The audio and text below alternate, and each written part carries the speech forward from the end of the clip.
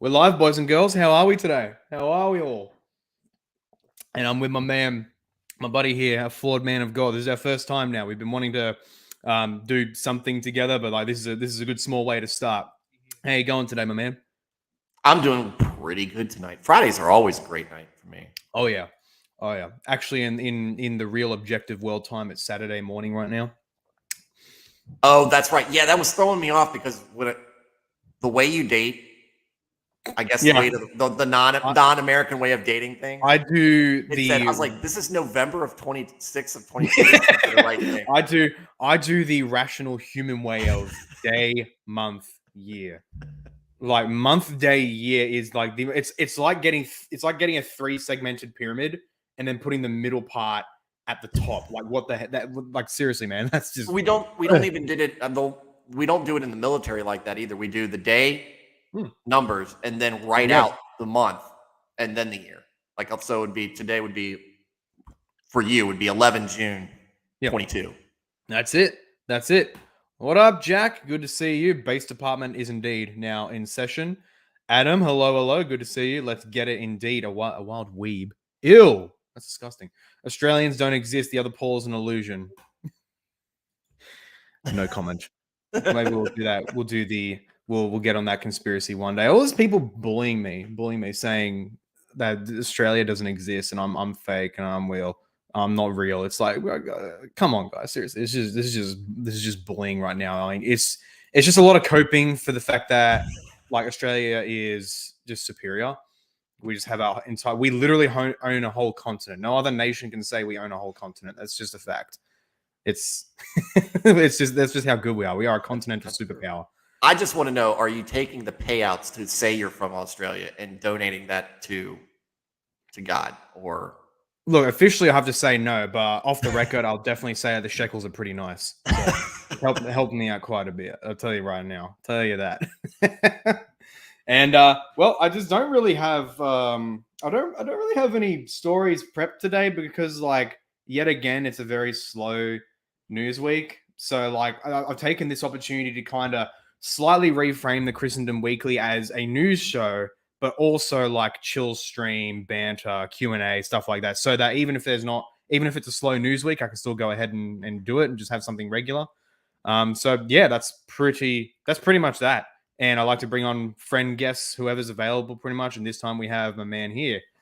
And I wonder what we should start with because something I was going to do today, I was suggested by one of my friends, shout out Pog if he's here, one of my viewers. And he suggested that we go through the subreddits Christianity and academic biblical and just laugh at it. It's like going through a cancer ward. Oh yeah, that's it. Hey, won't be able to watch. Sorry, heading out. Have fun. Thank you, Matt. Thank you very much, Matt. Hopefully you can watch the replay because these are meant to be nice and chill sessions, and even on the replay, hopefully they're fun. I reckon we jump. Do you want to start with the reacting to the subreddits or sure, yeah. Actually, intro yourself as well because you haven't done my channel before, yeah. That's true. All right, so my name's Stuart Davis. I'm a flawed man of God. That's my channel name. You can find me there on YouTube. You can find me on Twitter, Instagram, I guess, and Facebook, all under the same name, Flawed Man of God. And what I do is basically do a live stream weekly or daily, actually, during the week. Do all sorts of things. It's a very casual, very layman approach to just discussing Christian issues. It's very interactive. I interact with the chat. Some of those folks, Nico, and Nath, who are in the chat right now, they've come from my my stream, and we just talk about different issues, give it a Christian perspective. And another thing we do is I do a read and react from the Bible. We're going from cover to cover, a couple of chapters a night. And just doing a read and react of the Bible, and it's just what I'm getting out of my reading and what other people are getting out of it. That's what I'm going for. It's very much what you would probably find if you were in a Sunday school talking about things. Only we aren't pressured by the time constraints of we got to get to the sermon, we got to get to the worship service, or the kids are getting out of their Sunday school class. We need to go collect them. And that's what we do there. Sick as. So hear that, Roman Catholics. This man's privately interpreting the Bible and getting meaning out of it. Say it ain't so. He doesn't have he doesn't have the Pope right next to him telling him what to read. Oh no, Nor shall I ever. It can be that aside. It can be a Roman Catholic friendly. I do have some Roman Catholics who come on the show periodically. Again, I take kind of a mere Christianity approach. I like to see a lot of people who are based in the faith from different denominations, because a lot of times we're really all just struggling with the same thing. I'm sure that's what we're going to see when we get into Reddit is modernity coming in and trying to wreck the different denominations. We're like me, a non-denominational, not a Baptist. I've got liquor in the background. Based. But the same thing. We're all struggling with that. Oh, women pastors. Oh, homosexuality is not a sin. Haven't you read the Bible? All this other stuff. rewriting the Bible. We're all struggling with it. Yeah, 100%. And just before we begin, I'm going to give my regular pre-stream shout out to my supporters. As one of many benefits you can get depending on the tier you go for. I haven't updated it to include a supporter I just got yesterday, so I'll shout him out personally. Elderidge, thank you so much for becoming a supporter. Excellent stuff. Hugely appreciated. And likewise to all my supporters here, thank you all so much for supporting me. You make this possible. You help me up the quality, the quantity, and ultimately help me make this a job, which is the best thing I could ever ask for. And you get some nice benefits at it as well. So if you consider supporting, subscribe star link is down below. So thank you all so much. And now let me switch windows to, we're going to start with I think I'll start with our academic biblical. I did a little pre-scroll through it today. And the cool thing was that sometimes with our academic biblical, you get half decent posts and discussions and all that. Like obviously there's a lot of unbelievers there, so you can get a lot of cringe takes. But apart from that, a lot of stuff is very much not apologetically or polemically oriented, so you can just get some nice, curious, sober posts every now and then.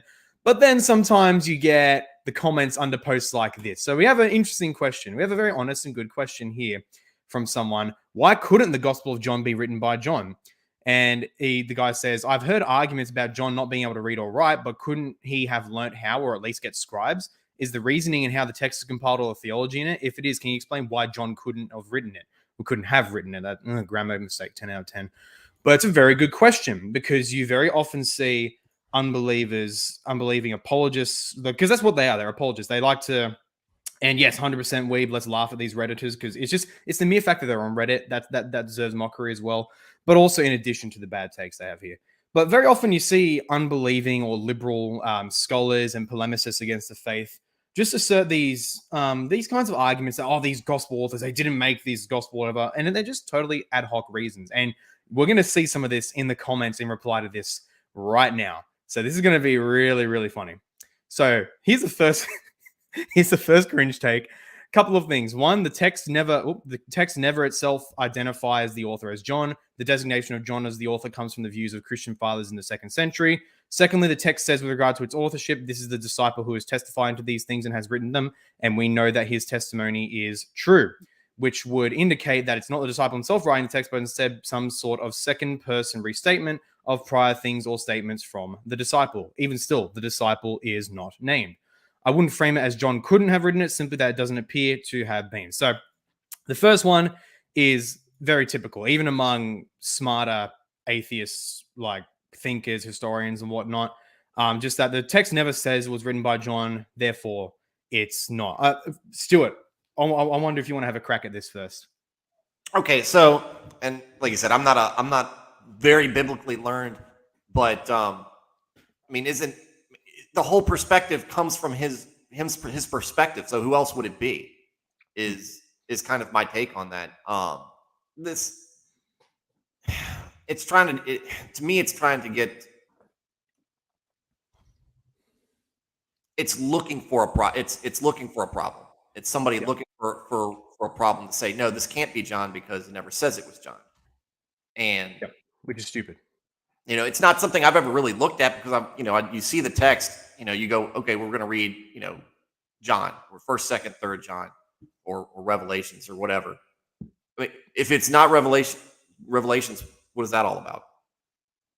It's pretty much well established that he wrote that on the prison island. So the obvious problem as well is simply saying, oh well, it's the text never identifies itself. It was ascribed to him by those in the 2nd century, which is like, well, okay, and that could mean like barely a decade or two off from its authorship, given given the common assumption that it was written in the latter half of the 1st century. So what? Because we rely on ancient in the testimonies of ancient figures all the time, even if it's not directly in a certain source, for example. So, for example, that the idea that Alexander the Great, he had a personal biographer who personal biographer who wrote a biography of Alexander the Great, but it's totally lost today. How do we know that that is at all the case? Well, we can thank the testimony of Polybius, and not even Polybius himself, who was writing in the 2nd century BC. And he himself, in doing this, he's quoting from likewise another author, Timaeus, who's from a little bit earlier, but he nonetheless is some decades off from the original source itself of Callisthenes. And so we rely on ancient testimony that's decades after the fact all the time, because why? We don't just automatically assume that someone reporting something decades after the fact is somehow, or even a century after the fact, is just automatically unreliable, unlike atheists. But also notice the section he cites in the second paragraph over here, when he says, this is the disciple who's testifying these things. It indicates that it's not the disciple himself writing the text, but is instead some sort of second person restatement. And this is in the prologue of John. So many people do argue that it was added after the fact of the text, which is like, yeah, that's a possibility. But sorry, not the prologue, the epilogue, the very ending part of it. But here's the thing: he says it indicates that it's not the disciple himself writing the text. Okay, what does this say? The disciple who is testifying to these things and has written them. Hello, retard alert. Yeah. Did you not look? It's just like you wrote this, and then you come back and you forgot that you wrote that. And this is the person who's making the reply here. It's like, yeah, we know he's written it. He's written them. That's what's in here, and that's it. And then he followed up with at the end. He goes, it wouldn't frame it. John couldn't have written it. It just doesn't appear to have been. It doesn't. What's silly? What's silly? It feels like it is. That they treat the claim that this person didn't write a text as just the default, unless you have good evidence, really good evidence. Otherwise, you must assume that the guy didn't write it, rather than the actual fair position that we don't know either way. And so both assertions that John did write and John didn't write the text are both things that need evidence. And so even if we were to grant that the evidence for John's authorship of the gospel is at best very vague, if lightweight, or if at all significant, that's not the same thing as proving positively that he did not write the text. That's actually a whole different claim that you need evidence for. And shock and horror, there's absolutely zero evidence from the same period that he didn't write the Gospel of John. So yeah, get that up, yeah. And there's more funny hot takes from this as well, which is just, oh man, I think another one from down here. The earliest manuscripts we have, without exception, in every language, have according to John. This is actually a half decent one because the guy's arguing for it. And this guy says, you're grossly underestimating what is needed to go from being unable to read and write to linguistic and compositional skill exhibited in John. People who make this claim tend to imagine just some brief sessions of some kind, but all you need to do is ask yourself how long it takes for the average student to go from not being able to read to taking composition and becoming skilled at it, and you'll have an idea how absurd such claims are. See here for some discussion. And someone rightly notes that he would have been at least 50 years old between witnessing the crucifixion and writing things down. I wouldn't call it a brief session. I don't claim to know that he wrote it, but the argument that he was illiterate in his youth, so he could never have become a decent writer, doesn't feel very convincing. There's blah, blah, blah. And then, of course, just some more cringe takes by the unbeliever. Oh, yeah. The classic, they were illiterate, therefore he couldn't write it.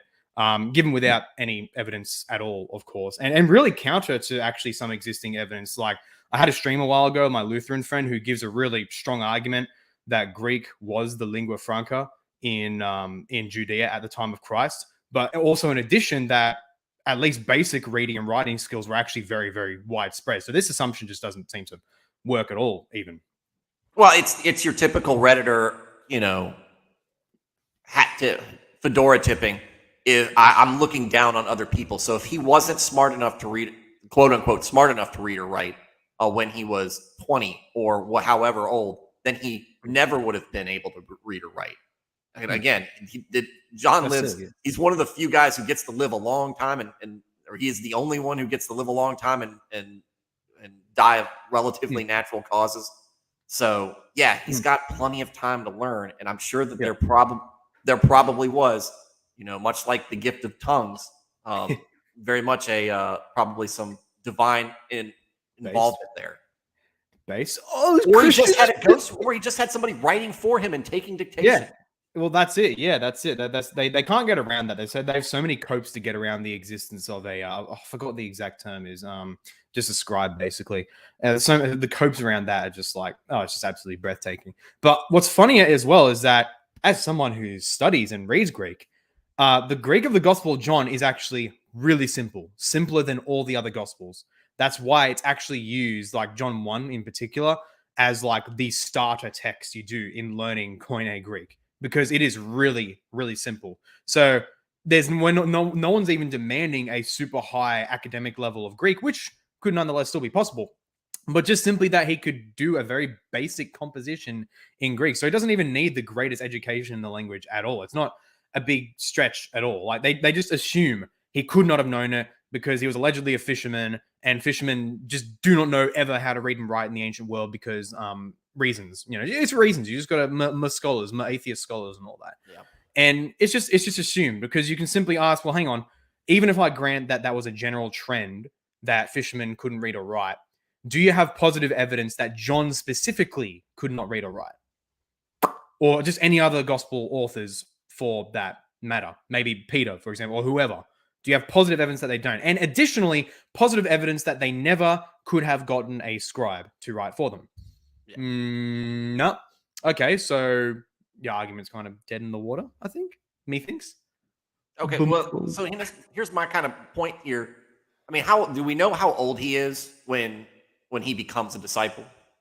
There's it's very speculative. Some would say as young as the teens. Others would say like in 20s and all that. It's quite speculative.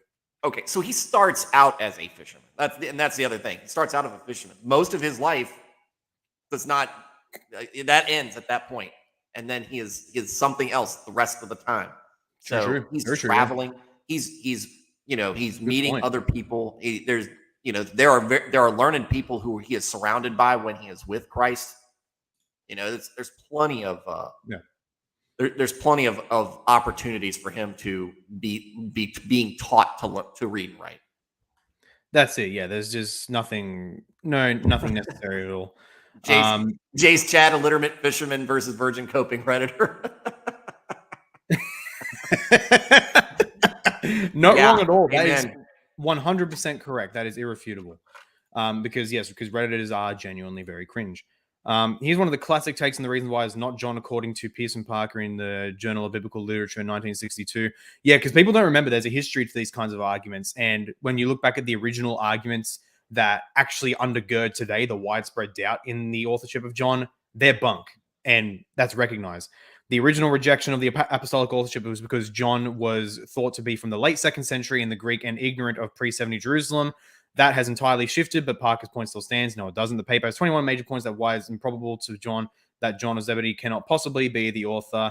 Totally based on speculation, as usual, if it means anything that we know. Because I even have on my shelf a really good book called Jesus and Archaeology that basically outlines what we have found from Jerusalem, like pre-70 Jerusalem archaeologically, stuff that was destroyed at the time of the temple. And it's amazing because there's at least, from, if I remember correctly, like at least 14 points where John's gospel specifically refers to things that were only there before the destruction of the temple, showing that there, at bare minimum, there's some pre-temple destruction knowledge going into the gospel of John, which fits like a glove with a 1st century authorship, and even an authentic authorship from someone actually there. But at best, jives against the grain, rubs against the grain with an idea of just some anonymous author or some guy from the 2nd century and whatnot.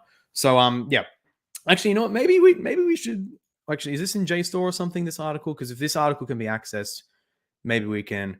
Oh no, it's one of those. It's one of those behind the JSTOR paywall things. So I can't. Oh well. No. I was going to consider looking at that article, seeing its major points, but yeah, no, it's not there. Oh well, we can go back to scrolling through. If anything grabs your interest, Stuart, well, stop doxing me. But yes, my name is Paul Facey. I'm not. I'm not ashamed to say that. A lot of people give their full name, but if you see anything yourself you're interested in, Stewie, just tell me to hit it. No, I'm going to follow your lead on this because, like I said, I'm very, very lay approach on things. I'm just starting to crack into some of the more, I guess, the higher level discussions and apologetics behind all this. Pogo, just a guy who goes to church, guys. Just a guy who goes to church. Amen. Pogo, this is this guy's idea. Shout out to this man. A wild weeb. It reminds me of atheists saying that miracles couldn't be scientifically proven, therefore it never happened. Which, yeah, obviously, like absolute retard moment in terms of knowledge. it's just so funny, just so funny. So here's an interesting one. Did the Gospel of Mark have more than one author? Mark's Jesus seems to contradict himself at times, as Reed points out in the Messianic secret, by telling some of the people that he healed not to tell anyone, whereas he tells a demoniac at the gardeners to go and tell everyone at Decapolis what the Lord has done for him. Or telling Jairus and the bystanders in the house not to tell anyone that Jairus' daughter was raised from the dead, although people in the area knew that she had died and had brought the news to him. So one, is there evidence of more than one writer or redactor worked in Mark's gospel? Could this explain apparent contradictions in the text? Two, the fact that Jesus most often refers to himself as Son of God, Son of Man, and never as the Son of God, whereas others refer to him as the Son of God. Is this because Jesus is trying to hide his identity as the Son of God, or is this dual definition evidence of different writers, redactors, and work of the text? Three, I've come across some critics say there is evidence that the Passion narrative is older than other parts of Mark's story, but is there clear evidence of such layering of older and newer parts? Wow, where do we even begin? So, did he not read it, or is he taking talking points from somebody else? Because it doesn't really flow well if you know the text. It seems like these are observations he's making, and like he's coming to it himself, because he seems very imbibed in the form critical redactionist way of thinking, where if there's these slight differences within a text, it must be a different author. Like people can't have apparently Jesus can't have nuance or do what he wants, where he tells one person to not tell people but tells someone else to tell another. What's stopping a person from doing that at all? Why can't people call for different things even in similar circumstances? Why not? What's stopping that? And this really reflects the atheistic mindset in my thing. I think it's a brilliant Freudian slip when they make these kinds of arguments, because they're very common, where they expect humans to behave so mechanistically in a text that they're portrayed in that as soon as some variation comes up, that must be someone else running from a different program, which is just, of course, if you just have human interaction in your life at all, which we're talking about Redditors here, so that's a tough call. That is just, humans are not a bloody program. Humans contradict themselves. I could even go as far to grant, for the sake of argument, that Jesus is being inconsistent with himself. Guess what? That's humans. Humans can do that. Of course, I'm not going to say that about Jesus, because we don't have to. There's no reason to. He can just say, he can deem in one circumstance, I want you to tell everyone. And in another circumstance, no, I don't want you to tell anyone. What's wrong with that? People do that all the time. Exactly. I mean, and not only that, I mean, Jesus has moods where he is angry. He has moods where he is sad. I mean, he is feeling the range of human emotions. These are emotions that were given to us by God. If we're made in his image, I mean, we see emotions from God often in the Bible as well. I mean, that's what I think. It's so silly that and I think this is a problem that a lot of atheists have. They think of God in such of a detached way, instead of understanding that it is a very real and very personal relationship from somebody who created us and gave us a lot of himself in us.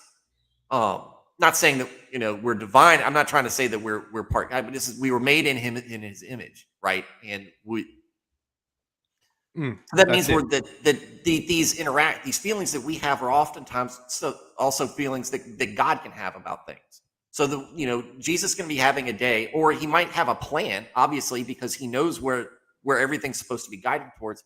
X needs to happen. Or look, I don't really feel like dealing with a crowd today. I've got other stuff I need to deal with. This is why I want this to happen. Or I know, even though I tell this person, they're going to go run out and tell everybody, because who wouldn't if you saw it? But yeah, that's it. Then you end up proving both sides. Look, if I tell people to do it, I've showed you that I've told people to do it, so I'm not afraid to show that I'm creating these miracles, and I'm also showing that I'm not really expecting ever to be given praise for or it. he has prudence. Like he just doesn't want. He wants to control how the message goes out in a way, because he's sent by God for a very specific purpose to carry out that decree. This might be an interesting. This might be an interesting comment. Might actually be a good one. I think it is mostly a modern construct that the episodes you cite in your first paragraph are contradictions. If nothing else, it has to be obvious that it wasn't an issue because people weren't smart enough or were too ignorant to tell the difference. Instead, it just really didn't see them as contradictions at all. Even if there were multiple authors, people didn't see the results as problematic. He did this thing this way in this moment with said person, and then he decided to do it differently in this other moment with this other person. Far out. There you go. And we're faithfully conveying the truth of what was transpired. That is how eyewitness reporting, instead of highly authored writing, is done. Thousands upon thousands of people read Mark for many hundreds of years before anyone decided these were contradictions. At least I think. I haven't looked at the patristics, and as far as I'm aware, that's not the case either. Things that have helped me see this include Walter Ong's or blah, blah, blah, blah, my books, my scholars, and all that stuff. The excellent comment that pretty much just said what we said right here. That's your modern thinking. It's you're importing a very strict, tight, mechanistic idea of how people behave and how authors write. The fact that the authors themselves, even if we do grant like a multi-author theory, the fact that they didn't see a problem with this somehow, that should show you itself that maybe the contradictions you see are just your brain playing tomfoolery on you. We expect God to exist within our expectations of things. Yeah. That's generally the atheistic hole that they fall into. Why does God do this? Well, who are you to question that? But because he doesn't fall within this perspective that you have on him, then he can't be real, or he has to be. He can't be good. He can't be wholesome. He can't be all of these things he says he is, and because he doesn't live up to your expectations, which is incredibly now. The man himself who suggested this pog, he says to sort by top of all time juicy stuff. All right, we'll get to that. But John didn't even have a computer, let alone an internet connection. How could he have wrote anything? I'm debunked. I'm going to put on my atheist hat now. Here's my atheist hat. Nah, I'm kidding. This is an offense to autists. This is my autism hat. When I want to really get into like the spicy autistic takes, I put this thing on. I'm just going to leave it on right now because it shows how intelligent I am. So I think this is it. Top. Here we go. Top all time. Okay. Here we go. Someone sent me this video. Is there any accuracy? It's 2 minutes. Cringe. Can't read. Can't watch that long. Ryzen Gaming. Oh yeah. I made my first ever contribution to Wikipedia. I've added transcode in Paleo Hebrew. That's nice. Blah, blah, blah, blah, blah. This is too painful to see. What language did Jesus speak? Almost no one said Greek. Far out. Watch my stream with Michael Potomapotos on the argument that Jesus did in fact speak Greek and that the Gospels themselves actually quote him, not just merely translate his words. Absolutely base take. Yep. Blah, blah, blah, blah, blah. What's the spicy stuff? What's the juicy stuff you're talking about, brah? I assume he wants me to go into the comments as well. I'll just find one that might have decent. Sort by level of autism. Yes. Oh, here we go. Which NT epistles did Paul actually write? Here we go. Blah, blah, blah, blah, blah. Blah, blah, blah, blah, blah. Someone thought Philippians was non-Pauline. I bet he's related to the 1 out of 10 dentists who refused to reckon censored. Okay, that's a good one. Oh, man. Oh, man. So this is just kind of like a survey. I found the above graphic believes me was based on a survey of 109 biblical scholars at a conference in 2012, which I found quite useful. Paul's flipping between self-depreciation and self-aggrandizing is a classic trait, a subtype of narcissistic personality called vulnerable/convert narcissism. Okay, Paul's a narcissist confirmed.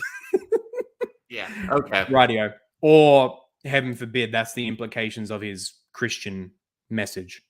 This is one of the, and I don't know if but we both watch Nick from time to time, Nick Rekieta for Rekieta Law. It's not a Christian channel by any means, but he is a Christian. One of the things he talks about, Paul is on a man on a mission.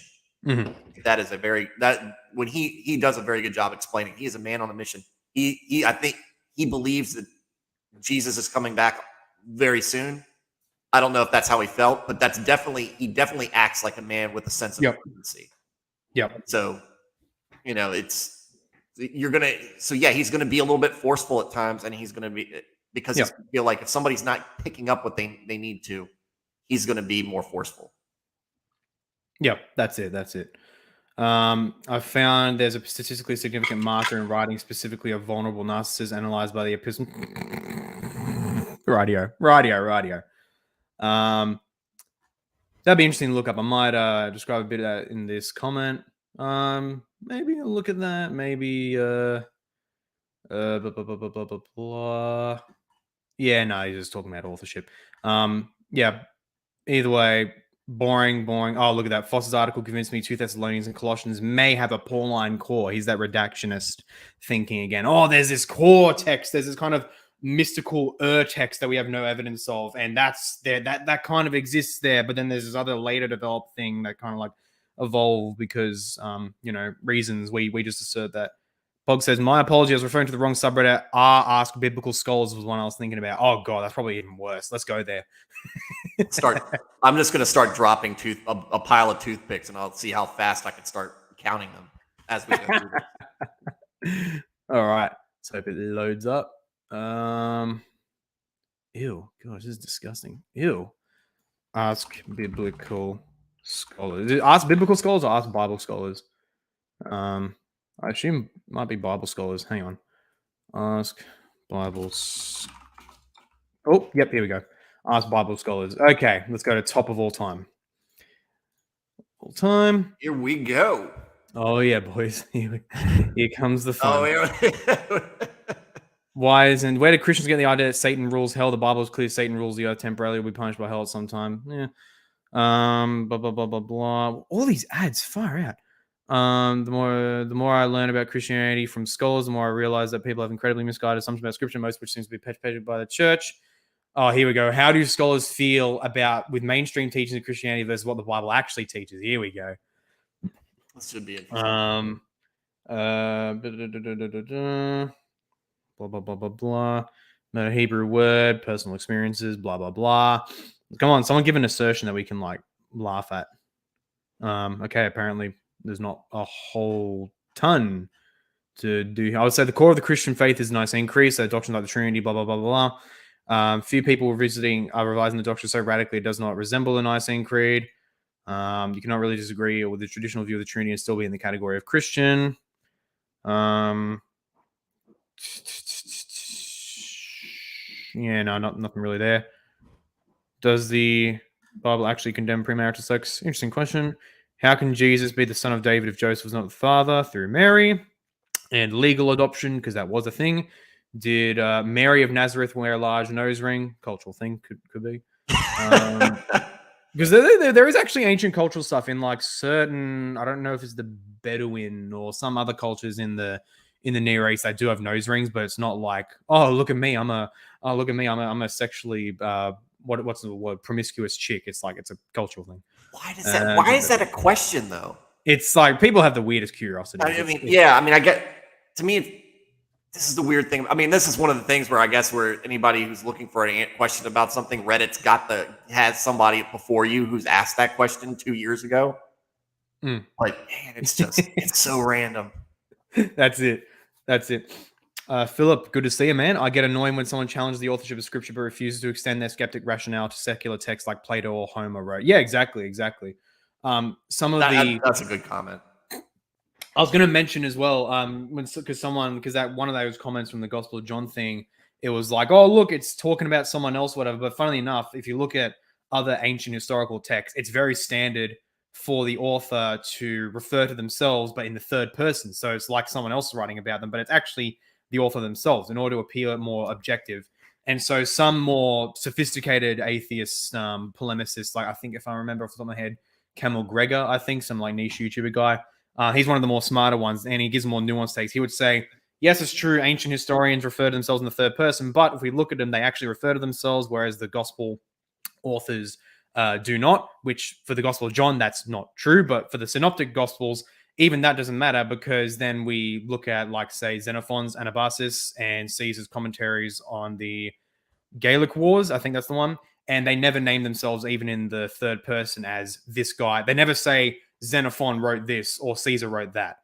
They mention themselves once or twice, and Caesar mentioned himself a few times in the stories, but just as another character, and otherwise never even name themselves even in the third person as the author. And I remember watching his video on it. He responded to a Christian apologist, and he just coped around how, like, oh, they did it because this reasons, blah, blah, blah. Those reasons don't apply to the gospel authors, which is just retarded, because it just shows that humans can choose to name or not name themselves whenever they want. And that your assumptions will not override early testimony, which we have no reason to disregard regarding their authorship. It really is that simple. Anyway, tangent. It reminds me of the raptors in Jurassic Park. They keep testing the original Jurassic Park. They keep testing the fence to look for weaknesses. It's just like they come at these different perspectives. It's like, well, maybe the people who said they wrote these books, letters, accounts, maybe they didn't write them. Okay, do you have any evidence? No, but it doesn't look like to me there's enough evidence to say that they did. Okay, well, let's stop right there. Let's stop right there, because you need to move along and find something else to. Because what this shows is that they have an approach to history that's just, I will assume what sources I want are reliable and unreliable, rather than approaching all sources with equal weights and measures in terms of standards. Because they will just simply assume without argument that, oh, look, this church father, like let's say Papias, oh, he's just, even though he's writing within barely decades after the gospel authorship, depending on when you think they're authored, he's just unreliable because the author themselves never named themselves, and he's writing decades after authorship, therefore he's unreliable, which is retarded, because you don't just assume that a later author is unreliable and not true. And even if we grant, like, oh, look, Papias says this thing that's clearly wrong over here, so what? Literally virtually, as far as I'm aware, every single ancient historian, no matter how rigorous, makes claims which today we see are like, okay, no, that's probably not true. That the mere presence of an error in someone's statement means nothing. The fact that if we just simply assume from the start that with ancient sources, they are innocent until proven guilty, we need to trust them until we have good reason to not trust them. Because the other way of absolute skepticism means that we won't know anything, because you could always come up with some reason, some speculation that says that they're making things up, and so you know nothing. And it goes against human experience, of course, where we rely on each other, on the testimony of humans every single day in the most menial of tasks even. So that doesn't work. So either you default with skepticism, or you default with trust, but that doesn't mean uncritically accepting everything. Or you do the total arbitrary thing, which the atheist polemicists do. I will assume that these non-Christian authors, ancient authors, are reliable, and assume that these Christian authors are not reliable, which is, of course, totally arbitrary and horse crap. It's not historical. So yeah, they show their colors. They show their colors when they do that. Yeah, that's it. That's the whole thing. They try to cope that they're not doing that they're just being critical, but like it doesn't. No, they're not. They're full of crap very often. Yeah, they look like Christians are grasping at straws, being like, look, there's a text and it says it. Like there wasn't an entire point in Christian history where there was lots of source material that was poured through and decided this looks authentic. This is authentic enough. This looks authentic, but we know it's good enough to be considered scripture. And here's stuff that absolutely is. And so they act like this has never been done. And like 2,000 years later, someone goes, oh, I figured it out. Nobody before has ever thought of this thing except for me. Wow. I'm the first one to do it. It's not that novel of an idea. Everybody is wrong except me. Yeah. Classic. Inshallah, the hour is near when Bulgaria will unleash its destructive force upon Reddit like a strong wind. Fedoras will be swept away, and those who wear them will be forced to go outside for once. So true, Kings. So with true. A mask on. Dr. Andrew Henry from Religion for Breakfast said that most, if not all, scholars agree that the epistles of Peter were never written by Peter. I'm curious how he should respond to that hypothesis. If he says, if not all scholars, that's false. Like, just appeal to the swathe of evangelical scholars, for example, who do assert Peter's authorship. So many of them love to assert, but like, not just atheists, very often atheists in these discussions, but even Christians as well, will assert, oh, most scholars say this, most scholars say that. And 9 times out of 10, they do not give a survey. Like, something basic. If you're going to say most scholars, okay, can you please give us your survey? Please? Very rarely do they ever do that. Very rarely, and it's frustrating. So you see that you see it's the same thing that the news do. They'll say experts say. Yep. What experts? And this is not, and you can see that from both sides. Experts say this. What expert? And not necessarily. I know people. You can go on Twitter and find people who have graduated from seminary, somehow by some of their takes. I don't know how they did, but they have. So, the seminaries people who have studied and should be a subject matter expert on scripture, on theology, and everything. And it is just so far out in left field, and it doesn't match what anybody says. But if you get enough of them together, then you can say some experts. You can use the plural term. We have two. We have more than one. Yeah, that's it. And then all of a sudden, now we've got a headline. Now we have something we can write on. It's ultimately the gravitas of the group. If it's just one guy saying something, most people can just dismiss it without anything. But if you get like 100 dudes with a lot of personal prestige and power, suddenly it's taken seriously, even if it's the exact same claim being made, which often shows that, especially with scholarship, because I like to get into that myself as well. I like to think I have a good insight with like seeing how it works in academia, journal articles, and all that stuff. And so many of their takes are just full of crap, absolutely full of crap. And yet, because they got this certain prestige, they're able to get out there and really propagate it. But let's see what this thread is. I think after this, we'll go over to Our Christianity, because I have a feeling that's going to be even worse. Because at least this deals with like, somewhat academic stuff. You can still get some meat off the bones of unbelievers here. But then Our Christianity, oh boy, that's a cesspit right there. Christianity on Reddit just scares me. Yeah, that's it. Oh, this is actually good. This is extremely broad, but exegesis versus eisegesis, we're supposed to read the scriptures and draw ideas out of them, but instead folks like to read the text and import their own ideas backward into the text. Amen. Absolutely. Amen. Before you know it, the first century Messiah just happens to look like the 21st century me, and we end up supporting things like individualism, nationalism. Hey, nationalism is good. Partisanism, and anachronistically.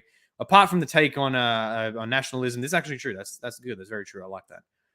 One of the most disastrous Christians' understanding of hell. Modern version of the Bible taking 4 distinct ancient words / concepts, Gehenna, Hades, Sheol, and Tartarus, and translate them all as a single word. Didn't even exist in ancient texts. Blah, blah, blah, blah, blah. That may be true, but like you also got to consider that the same words can be used, different words can be used for the same things. So that's actually another issue. These modern versions may not just be BSing it up. Blah, blah, blah, blah, blah. I mean, I know we have the normal, and this maybe you can clarify something for me, but I know we have the normal idea when we think of hell. You think of the, deep down in the earth, fire and brimstone, Satan stabbing people with a pitchfork. But yeah. I mean, I think that generally when you're a Christian and you're really talking about it with people, we know that hell is the absence of God, being absent of the presence of God, and being basically casting ourselves away from him, as opposed to being in his presence. So it's not all this stuff that they talk about in Tartarus. I mean, that's a caricature of what we try to imagine what pain and suffering would be, to kind of describe the pain and suffering of being away from God. Yeah, that's right. And I think it is actually something I will grant is that a lot of Christians don't understand the difference between hell and Sheol. The Sheol being that place of the dead where like it's just like kind of like absence, and it's just kind of like static, and it's just where the dead are before they're raised up again into life, which is why like super crazy passage, so few people know of it. But like with it's either 1st or 2nd Peter, where it refers to Jesus preaching to those in Hades, in Sheol, which is like mind blowing. And then of course is the lake of fire, which is where like at the end of it all, you're yeeted into it, and you're see you later, you're burning up. And there were a lot of prestigious Pharisees that said stuff, but that didn't make them right. Yeah, exactly. Exactly. That's literally it. That's exactly it. Love that profile pic. Yes, I hope you're doing an extensive video. Hey, Senor Reformado, good to see you. Hope you're doing an extensive video about the imprecisions and biases in biblical scholarship regarding authorship, dating, etc. Maybe. I'm mostly focused on like inter-Christian stuff, but if I feel like it becomes a pressing need, I may do something on that, on like method and like crappy arguments about authorship and all that stuff. Yo, send me the link. Hey, my man Jeff, he's coming. Okay, I'm gonna send him the link. He's good. Have you seen him in my videos where I collaborate with him, a Goy for Jesus? Maybe I've only caught a few episodes so far. Fair enough. We get up to a lot of fun. We're kind of like the dynamic duo in that respect. That works for me. I mean, I've seen him when I've been in here. I've either seen him on or he's been in the comments. One of the two. Yeah, there you go. So he should be coming on any second now. Excellent. We can look at some more academic. I guess we can look at some more academic biblical for him. I guess because he specifically mentioned that to me in a private chat. So I'll go back to academic biblical. Here. Let's keep scrolling down nice and far. Actually, let's go to the latest. The latest may be where a lot of cringe stuff will be. Top this week. Let him before his daughters, then his guests. Testimonium Flavianum. Did early Christians rest on Sunday? When were Paul's letters? When was John the Baptist's baptism really like? Oh, man, this sucks because a lot of the posts are actually just nice and sober. I want the cringe. Come on, give me the cringe. Oi, Jeff, what up? You had me at our academic biblical. That's it. We're looking at that, and then after that, we're going to our Christianity, which I think will be worse because, like, academic biblical, you can at least get some meat out of it, but our Christianity is oh boy. So we're just kind of looking through now. What is that one? Mormonism, Quran. Just curiosity, are there any scholarly books on either religion? I mean, yeah, I know Bartonome and a couple others of the Bible. What about those? I mean, yeah, there are. Like, yeah. Well, did you see the whole Erdmans of publishing self-implosion this week? Yeah, they did that whole pride thing or something. Yeah, well, then they said, we publish people we disagree with and blah, blah, blah. But they also said that got so much blowback that they posted again, and then they did something where they won't publish people who erase like their identities or whatever. Speaking of like academic biblicalers, that's something like that in the mix. And then I'm just like, someone commented on something, and I'm just like, your conscience bothering you, us bothering your conscience is not the same thing as erasing your identity. So I don't know what erasing your identity or erasing you means, but I think it means that your conscience is needling you. Oh yeah. You mean like erasing the idea of mental illness? Because that's not us doing that. Yeah, we're not doing that. We're trying to spread awareness for mental illness. So Pride Month is great that way. Like Pride Month, LGBT Pride Month, it's the best month for spreading awareness for mental illness. I'm all for that. Someone publishes like the future of Christianity is going to be like, do it yourself publishing and strip mall seminaries and stuff. A bloody Lego set religion or something. Because build an altar out of Legos. Because even the the Catholic, I usually rag on Catholics and stuff, but like, it's everywhere. Protestants, even Catholics who have stood pretty well against this stuff, relatively speaking, like all the seminaries are trash everywhere. Like in a lot of places that you thought were solid, trash. There's people I was, what InterVarsity Christian Fellowship is? I think so. Maybe it started in Britain, came over to America, British, and then like after I was some of this gay Christianity stuff, like after I had graduated. So basically, it's a Christian organization, campus organization. They started having problems with that sort of stuff. Initial problems with that around the year 2000 or so, at least on my old campus. And it's like the rot's everywhere. The rot is everywhere. It's really bad. And so even like the Mormons are going south.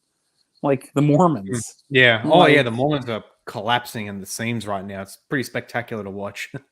It's like the internet like completely undermined them. It's like 100%. It's two handsome and bearded Chads scrolling through Christian Reddit. Yes. Make that 3 now. Make it 3. Well, yes, I don't know how much of a Chad I am, but it doesn't really matter because I'm already married. That's true. After enough biking, though, definitely. I'm old, man. I had to go. I was at the doctor because I hurt my rotator cuff apparently lifting weights a number of months ago, and then between my immune suppression drugs and being old, it's like I keep re-aggravating. I gave me a bunch of exercises to do. I was like, you're making me feel so old.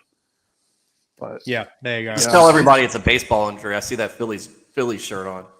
Oh yeah, me. Yeah, it's definitely baseball injury. You might be able to pass for Kurt Schilling. Yeah. This should be an interesting one because this post refers to those passages on marriage, one man, one woman. But he says, I've read a few threads on here discussing the clarity of verses Christians use to denounce homosexuality. However, does the original language clearly state that marriage between a man and a woman, for example, blah, blah, blah, blah, blah. Yes. And let's see what replies they are. In every single one of those passages, you cite the gender is as you would read in English. The text as we have them are clear about describing a male-female relationship. I'd be intrigued to know if anyone has a verse where the gender of the individuals was ambiguous. The language is not really ambiguous, blah, blah, blah, blah, blah, blah, blah. Prescriptive or descriptive, porque no los dos. I've seen many arguments for similar kind. I think there's a fallacy here in thinking that if I can make an argument of this or that passage in Genesis, Paul's blah, blah, blah, blah, it follows they must have held the opposite position. That's actually very true. They'll argue, look, it could be different, therefore it definitely is. That you see it a lot. You see it very, very much. And you see it, and me and Jeff know we see it a lot in Roman Catholics. Oh well, this could mean that the Matthew 16:18 could mean that Peter was like supreme above the apostles. Okay, so now we're going to assume that it means that. So there's a 1% possibility on these 1% probability on each of these 5 different passages. So therefore, it's 100%. Like that, it guaranteed that it's this instead of like 0.001% or something. Yeah. So this thread was surprisingly based. So yes, the language itself is very clear, though the lack of neutral gender for Hebrew leaves in the tense slightly ambiguous. That said, I have no reason to doubt engendering would be the same even if there was a neutral option. So there you go, slightly more sane post on our academic biblical. How good is that? Maybe it's because they don't feel the need to make the Bible like progressive Christians. Like if you're coming from just a liberal academic background, you don't have the need to say, this is like just an ancient Near East religion that just came out of paganism or something. It developed out of paganism, so they don't probably feel the need to try to shoehorn it into like gay Christianity. 100% true. I reckon we jump because like academic biblical is surprisingly more sane than I thought. Do you guys want to jump to our Christianity? Oh yeah, that sounds like more fun. Yeah, let's do it. I feel like stroking out's a good thing for doing on a Friday night.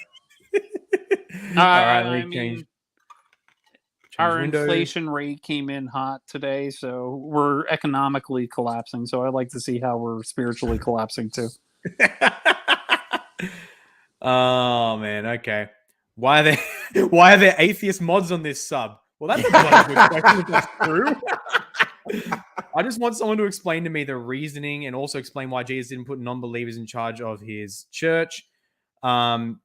Yeah, it's a good question. I've noticed several mods making flippant comments about that are blatantly anti-Christian concerning drag queen shows and burning of churches. Oh crap, he's kicking the hornet's nest. In what Christian denomination is all right to burn churches? In what normal society is it permitted to burn other people's property? It's understandable that Reddit leads to radicalization of opinion, but this is plain ridiculous. Really, it's never been the 4chan.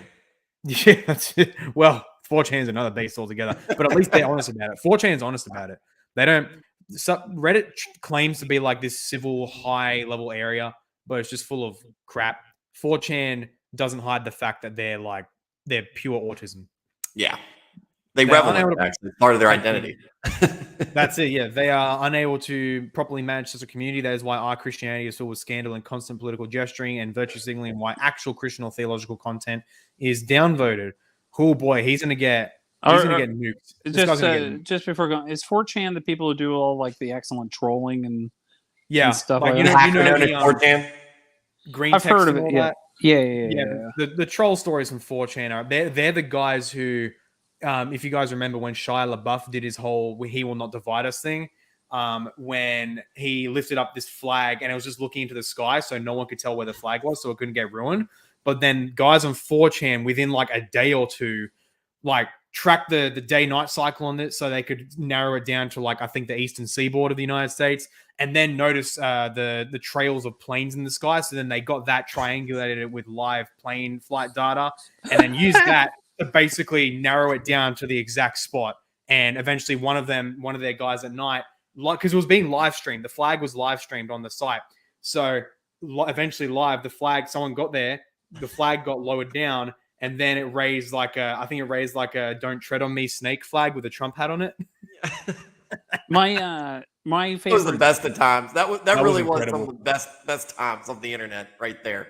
My favorite 4chan troll of all time was there's a guy in the suburban near Boston, Massachusetts, who put up he just put up paper posted them around town in like Brookline, Massachusetts or something that was like Islam is right about women.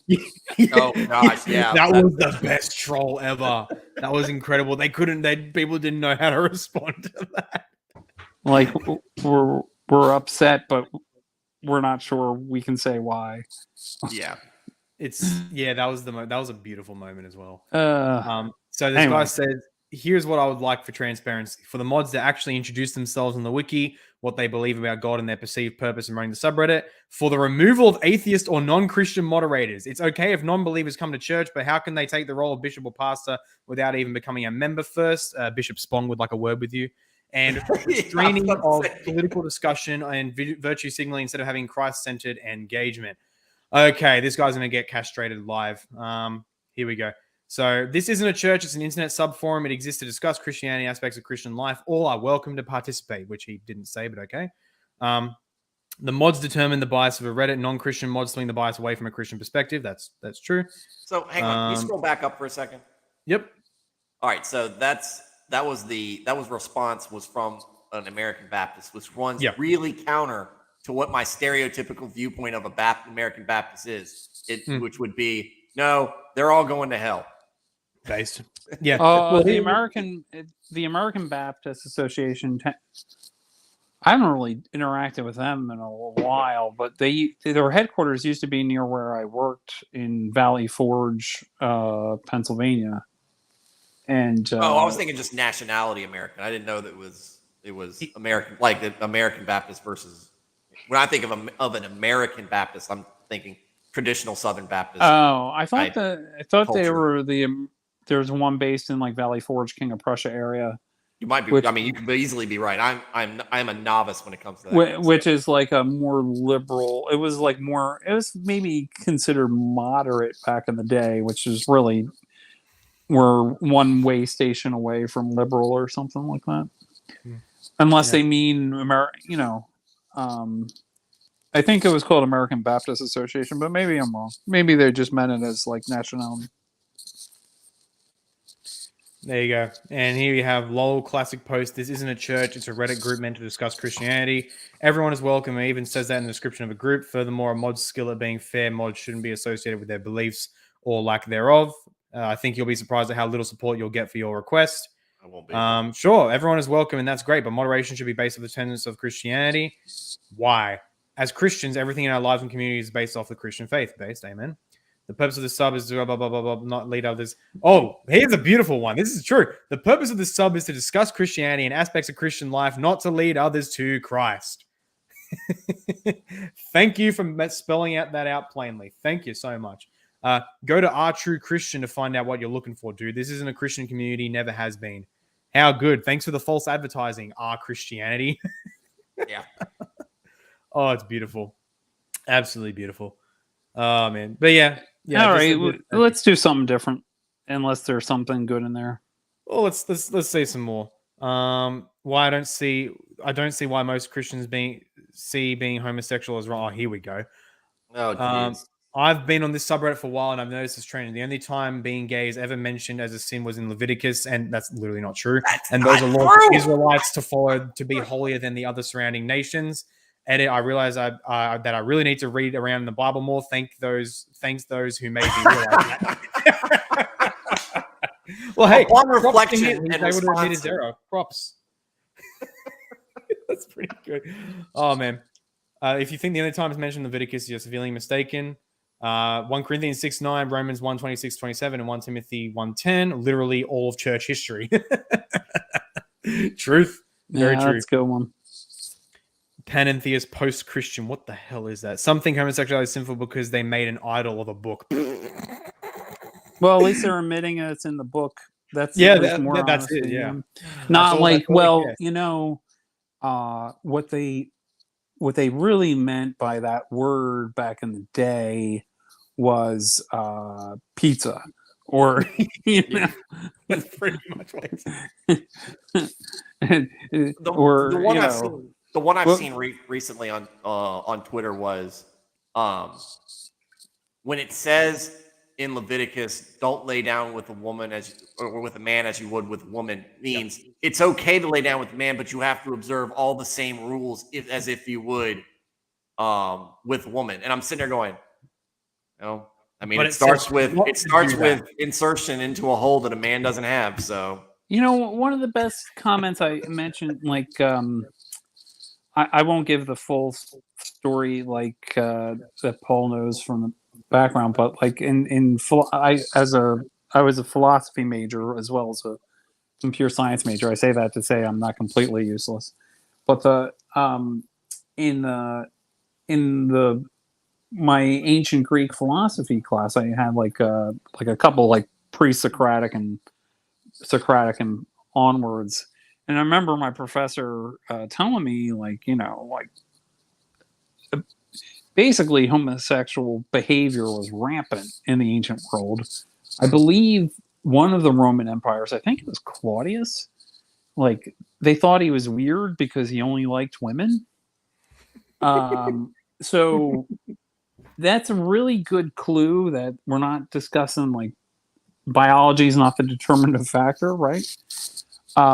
So if Christianity was okay with this stuff, like why would it have changed it? Like why would it have changed it? It doesn't make any sense. Like going into a culture where it was like completely normalized.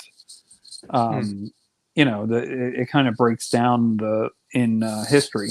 But if you really want to do something,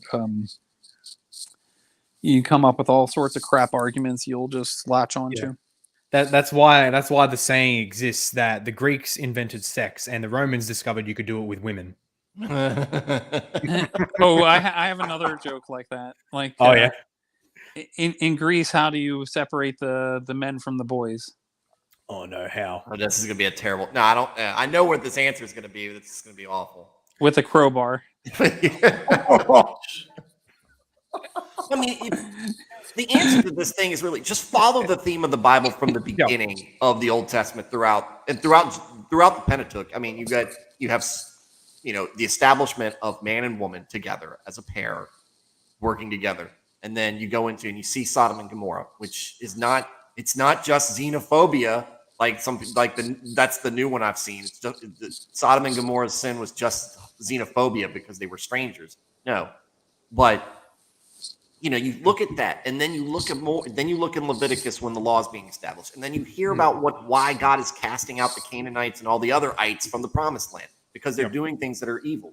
Leviticus 18:22, right in between 21 and 23. One is outlawing bestiality, and the other one is outlawing child sacrifice. Obviously, this is an important one because the whole section is bookended with this is why I'm throwing out the nations from the land. This isn't exactly Israelite ceremony. Right. Yeah, that kind of what you two were kind of mentioning, like Paul, especially that point, like it's really key for understanding that, right? Yep. And this is a good one, but the man was an unaffirmed trans in Leviticus. Duh. True, King. I think I've been debunked. Right. This is an interesting one. I think Dr. Jeff Cram of the Southern Baptist Church. He was not hellfire, brimstone. Jeff knows who I'm talking about. Yeah, he recently passed away. Yep. So he wasn't much of a fire, brimstone guy. He was Southern, but he was not American Baptist. There's a difference, and It's a shame that he passed away recently. Yeah. Yeah, I mean, I like the trope. It's a funny thing to do, but they've got their modernizers in the SBC now too. You know what? Everybody like Everybody does. Everybody does. Like the Catholics do, the Eastern Orthodox do, we do. Like I'm PCA, we have problems. Anglicans, you have problems. Like we all, because I think it's just like it's more like about the world, just like being a pain in the butt. You know, it's just like people want to capitulate because they don't want to deal with like all the hostility. Yeah, 100%. It's part of being a Christian is dealing with that, and you got to affirm you got to stick with your fundamentals. If you give up your principles, you don't have any. Yeah, that's it. Homosexuality was common among the aristocracy in the ancient world, and most, if not all, those relationships were pederastic nature, which is true.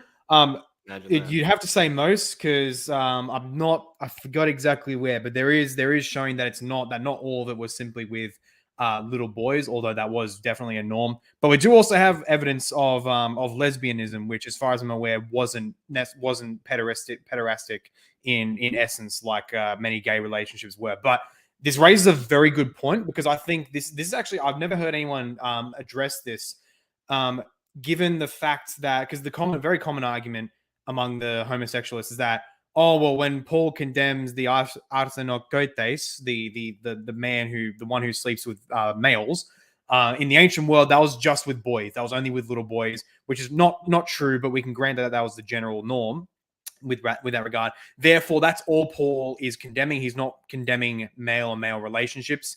And when you think about that, that's retarded, because the Greeks do have words for pederast, for pedos. There's literally a word, paiderastes. No, pedo or paida or pedo, one of those. Paiderastes, literally one who diddles boys. So why does Paul then, in light of that, choose to use a term and emphasize the same genderness of the relationship, and not explicitly point out the fact that it's with a little boy, like with the term paiderastes? Why does he not use that? I also don't think it wasn't like 5-year-olds, right? It was like older boys, like still boys. Like we're talking like preteens and teens as well. Messed up, but yeah, not always. Like they could be into adult stage by our standards, but yeah, there was generally a power dynamic with that. But the fact that Paul himself, with his words and with his descriptions, explicitly emphasizes and notes the same genderness of those relationships, and not merely that they're with boys. So like with the term paiderastes, that the fact that he doesn't do that, that's definitive. That's Paul's problem with it. The fact that it's with the same gender. He doesn't bring up the whole boy thing. That's not the center of his criticism. So that would refute that entirely. What is the meaning of these Bible verses? It seems like they are supporting systems of slavery / indentured servitude. They do. Next. Yeah. That's just like, you can't get around that. Like, okay, certain systems of indentured servitude, that was the norm for Israel, and Paul didn't condemn it, and in fact gave regulations for it. And yeah, I don't care about your secular morality. I think you could go with like maybe in retrospect it could be something like divorce in the Mosaic Law, where it's tolerated. It's not like, obviously not the ideal or anything, but yeah, I mean, it's the reality of what they're doing. And also, I mean, again, the Bible does give guidelines on how you're supposed to treat people. It's not slavery as we understand it being chattel slavery. This is slavery with a much different bend to it. Well, also as a Anglo-Saxon evangelical, I don't want you appropriating my anti-slavery culture from descended from William Wilberforce. Okay, yeah. That's a good one. Oh, this is going to be funny. Why Christians need to stop trying to get CRT banned. CRT in the real world, college level courses examining how systemic racism functions in organizations. What uninformed Christians think CRT is, teaching grades K to 12 that white people are fundamentally evil. Except that's what it is. That is a fact. Even if we grant that hashtag not all, that is happening. Let's combine the Marxism with like postmodernism, that you can't know any objective truth, and like and with this weird version of original sin, and like, you know, unfalsifiability, and just like it's an obvious attempt to just like divide people so you can burn everything down and then Yep. build things up in your like Marxist utopia. And it's like, no, you know what? You guys keep talking. I need to go to the toilet really quickly. Yeah, I think my thing with CRT is, what do you think the end result of it is going to be? You're purposely coming from the perspective that when we analyze something, we analyze it from the perspective that there must be some sort of racism, institutional racism throughout history, through all that, and then It's a bunch of Kafka traps. There's no way to vindicate yourself. yeah. And so, how are you expected to walk away from that, thinking that people are that white people are okay people, or no, then this is just a thing that's been perpetuated. And You know what happens is, like, people don't have enough real problems, so they have to like the people who latch onto this, like the people who like know the Marxists who are like, let's they know, I think they know what they're doing, right? But and I use Marxism loosely, not like doctrinaire Marxism, right. but like the people who latch onto this is like, they missed out on the 60s. They want to feel important. You have to you don't justification, like everybody wants to feel justified in kind of like the religious sense, right? Maybe not before God, but they have this inner need that they need to feel righteous, right? You And need how do a you cause. This is your great battle that you're going to fight, regardless of how actually heroic you are being, because we live in a society that is such a luxurious society when you look at it from any perspective. We have so many things that we just have access to at our fingertips. Even now, when we talk about inflation and shortages of things, it's because yeah, or I'm sorry for interrupting you. Armchair psychologist that I am, I feel that the more guilt we accrue, the more mental illness we'll see, the more people just being sad we'll see. It shows up in drugs. It shows up in stuff like this, and people want to feel good about themselves, like they are good, so that they're good people, so they'll turn to CRT because they want to be on the right side. Like, so the more I think the more porn people watch, the more they'll be. They say in their head, like, getting back to the previous issue, like, if I'm in sexual sin, intuitively they know that if the LGBT stuff is okay, then I'm okay. So I think that's how it got mass acceptance, if that makes sense. I think all our blood guilt from abortion, all this stuff, it's like it's just driven society like crazy. And instead of just being like, well, why don't you just repent? Okay. Yep. And they can't do that because their spirits are dead, and society is going to get progressively worse and worse. And then, with depression and with all this other stuff, and suicides and murders and crime and stuff like that. But also there's like this happens, and this can happen in any, like, even in like a Puritan society or something like that, but which is like I forget what they call it, like a moral spiral or something like that, where a virtue spiral, where people try to outdo each other, and they keep trying to outdo each other and outdo each other. So, but it becomes like, oh, if I'm a victim, I get more status. So, oh, you said the wrong pronoun, or you were slightly aggressive with me in like how you talk to me, and everybody's trying to outdo each other as a victim instead of letting things slide, where love covers over a multitude of sins. And then it becomes like, I can't just talk with people. I can't like express my opinions with people. I can't like who are disagreeing with me, and it's just it's causing society to like. Isn't that what happened recently with the Rainbow Lutherans? with the gay female bishop having to resign because she said she didn't. I don't know. I mean, whatever she did was apparently racist. Oh, there was a Methodist church in my town who put up like a rainbow flag sign banner on their church, and they put up we affirm our LGBT brothers and sisters.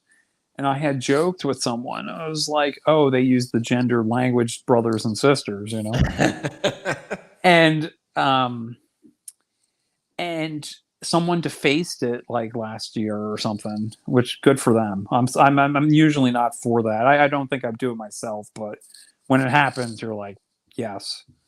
Mhm. And when they got a new banner and they fixed it, and they also fixed it to not be gendered language for brothers and sisters. Oh man. And it was like, I was joking. It was like a Babylon Bee prophecy, but they caught the microaggression in their own like gay affirming crap. That's it. Yeah. Cannibalism. Oh, this is too good. Should we even like? Oh man, anyone who teaches us slavery is anything other than horrific is a fraud. Like, that's what Study slavery. Jeez. Yeah. Yeah. It's oh my word. Hello, nuance department, please. Oh my word. And it's so funny because CRT in the real world college level courses examining how systemic racism functions in organizations, and uninformed Christians think it's teaching K to 12 people that white people are fundamentally evil, which does happen. But Christians also know that this first sentence is what's being taught, and that's bad. It's very simple, because I think scripture, they love to point out like some of those couple of scriptures where it's like Lamentations 5:7, for example, where it says our fathers sinned no more and we bear their iniquities, and just use little snippets like that and ignore whole sections like Ezekiel 18 in discussing how the father shall die for his sin, and the son shall not die for his father's sin. Something uber basic, something in Deuteronomy. It's in Deuteronomy and it's in Exodus, I believe. But no, they take these passages about a generic idea of bearing our father's iniquities. What does that even mean? They're just assuming from the get-go that this means, and I'm talking about so-called Christians who support CRT.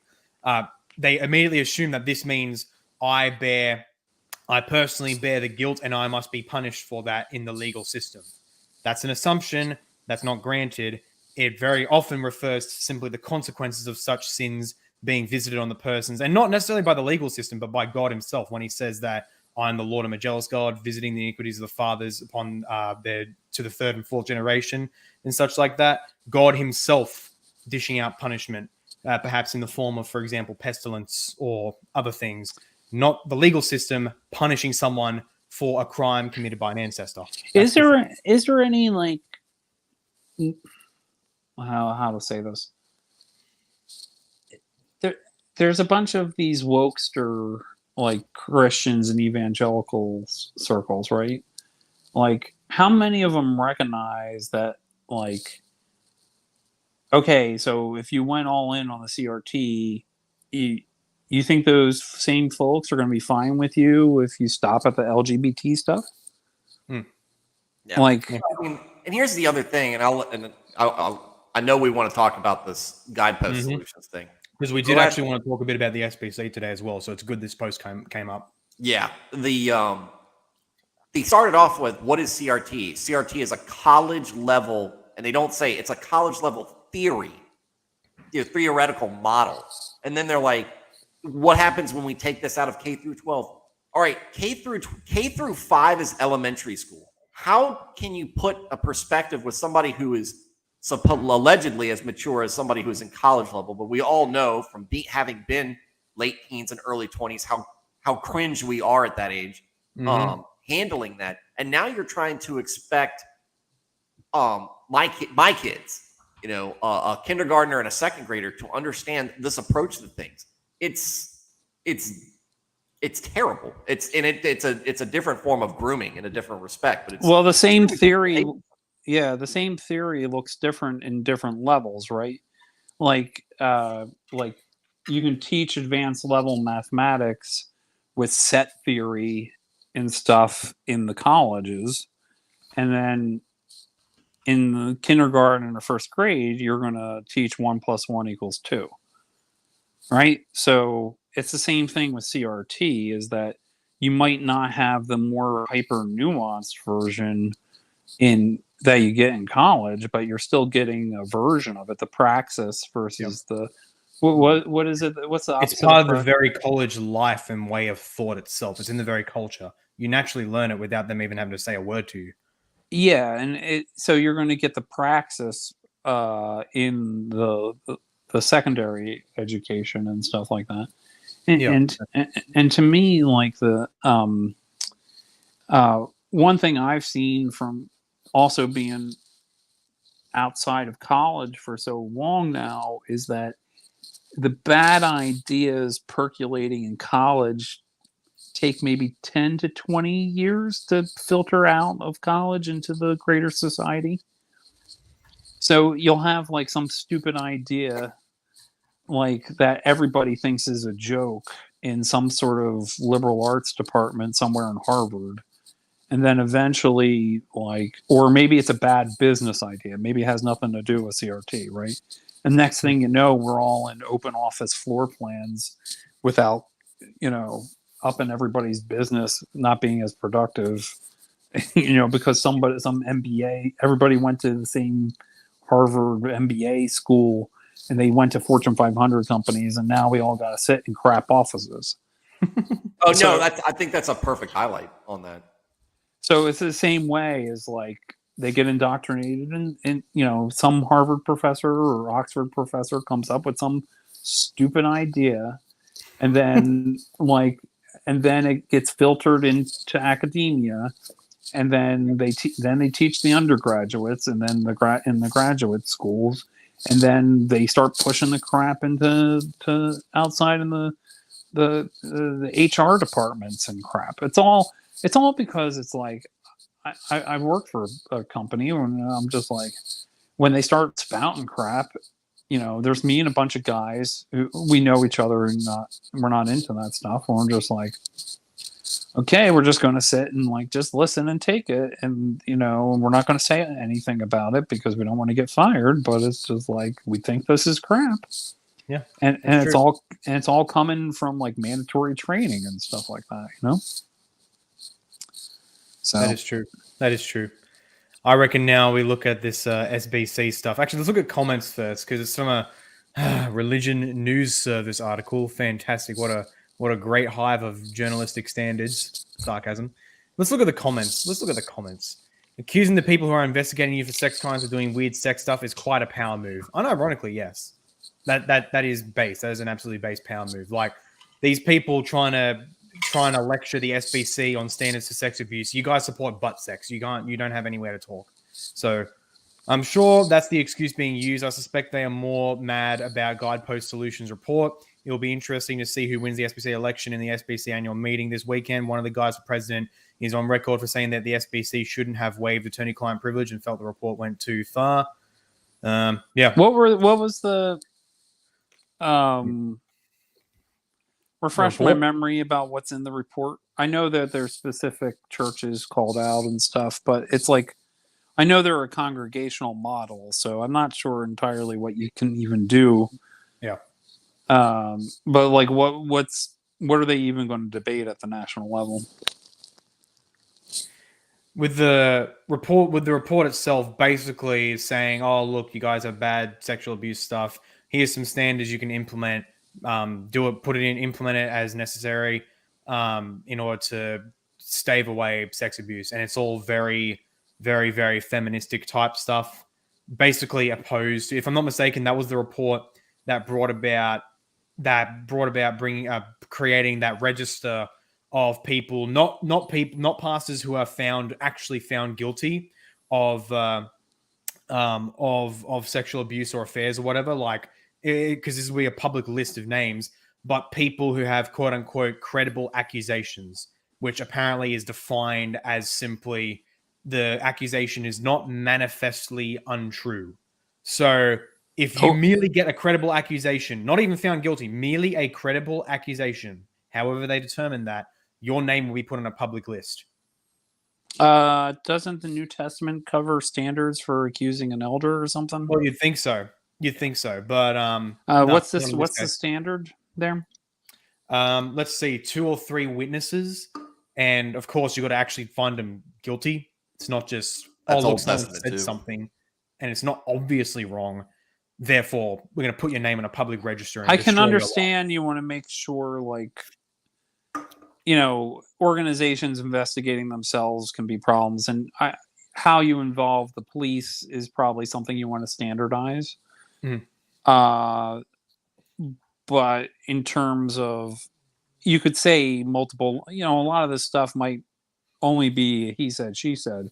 So you could have multiple lines of evidence, right? But you can't making that, destroying somebody's reputation like that on just like an accusation is not biblical. That's just Yeah, not. that's it. No. And Yeah, it's, to me, and I'm going to start preface this by saying I've heard people's takes on this and seen brief reports from things, and I don't know the meat of it. My impressions were that maybe that this report was going to have some sort of, hey, we found accounts of X, Y, and Z happening in, a percentage, give some statistics on what was going on. I don't know if that's in there or not. I don't know if it's naming names or anything either. But what it sounds like is that the SBC didn't learn, because it seemed like people knew this was coming. Like people within the SBC, it seems like they knew this was coming, and they knew there is a problem in there somewhere. So did they not learn from the mistakes that the Catholic Church made when it came to addressing this and saying, look, we've got a problem, all right, and this problem is on us. Come with it from a perspective of humility. People appreciate honesty and humility in that respect. This is what we need to change, and this is how we're going to change it. And that way you can circumvent all the, third wave feminism trying to, change, modernize, how you go about your organization. Mm-hmm. But you come at it and you say, look, we're going to take these things seriously. We're going to start documenting this, and we're going to stop covering up. And if we find churches that do that, we're gonna take them out of the SBC. They're just we'll remove them. And this is because this is the rules. These are the rules here. And if you can't abide by them, you can't be here. And so it's to me like the Southern Baptists. We know that they're famously critical of Catholics, like most of us Protestants are. But what do they like? What do they like to do? They like to point the finger at. Look at what the Catholics always got this. Well, the Catholics have a huge spotlight on because they're everywhere. But guess what? Biggest guys in America. That's SBC, I think, or they're close to number one. Close with the Catholics. Yeah. Yeah. So guess what? Now this is on you. Found out that so many people are worried about protecting the brand of Christianity as opposed to protecting the congregation. Well, that's like every organization. Oh yeah, no, and I'm not even going to attempt to say that the Southern Baptist is unique in this. I know it goes on. No, but that's what happened with like Penn State with the Jerry Sandusky problem. Is that people want to protect the organization? That's what happened. And I think that's generally what happened in the history, last century or so, with Catholics too. Is like, oh, you don't want to bring shame upon the church. You don't want to make the church look bad, right? And there's a halfway decent thinking there, but it does more harm long term than benefit. It's eventually going to get out. And it's going to be, and it's going to compound more. So when it gets back out, it's going to be a lot bigger than it was. And if you just say, hey, look, X happened, and you look at it from this, it's like, look, X scandal happened. If you look at it from just a adultery standpoint, X happened. Pastor X did this. We're going to require him to step down. He's still welcome to be a member of our church because that's what we're just taking him out of a leadership position. And we're like, look, but we still want you to find grace and welcome and a home within Christianity. But instead, they just like, no, let's just cover it up because we just don't want to deal with the drama that comes about with it. No, eventually you have to. I get worried when people like want to run roughshed over due process and like biblical standards in general, Right. like due process even in the secular realm, and to me, like, was it Rachel Dallander or whatever, the part of she was abused in the USA gymnastics scandal. Oh yeah, I know what you're talking about. And as I've like really enjoyed her standing up and stuff, but then the more and more she spoke, the more it was like, what she's saying is kind of problematic because she's not following biblical standards of for lack of a better term, jurisprudence. And it's like, you feel bad because she is legitimately a victim, but then at the same time it's like, just because you're a victim doesn't mean we can run roughshod over like what the biblical standards are for charges and in the secular or in the church realm. And it's like, is scripture sufficient or is scripture not sufficient? Is it like, does it teach us how to deal with this stuff in general? Does it lay out the general principles or does it not? Well, I think it's only because I've been reading through Deuteronomy, but I think it says in there some point where, you were going to get elders together and they were going to basically investigate I think it was like a murder that happened or something like that. You'll get the town elders together and they'll investigate. So there's got to be an investigation. So, you might have an episode, especially with sexual abuse, where there aren't any witnesses to it. So you don't have that aspect, but you've also got other things going on that might come, and maybe even a confession of one person to say, I was involved in it. And my yearly plan, I'm in the middle of Deuteronomy. Now, Deuteronomy is like criminally underrated. Oh, I love this reading I'm doing through. I love it. It's to me, it's like I've never given it the appreciation that I have until just now. Deuteronomy is fantastic. I mean, not to say you can say that about any book of the Bible. But like, just in terms of like the moment we're living in now, like how God, in terms of God's law, even if you're not a full theonomist or something like that, you can really get a lot out of it, I think. So for what's going on today. 100% agree with that. I getting back onto this thing as well, and I remember all of this prompted with that guidepost report. All the outrage is over the alleged like list they have of incidents, which I don't know. You said Stuart, you said you read like some protestia stuff. Like, did you read their article that basically goes through the list and how actually it's like the list of alleged incidents and how like actually hundreds of like they have like the report includes like around 700 entries of different alleged incidents of sexual abuse within the SBC, and yet over 300 of them not over 300. It was a fair amount of them.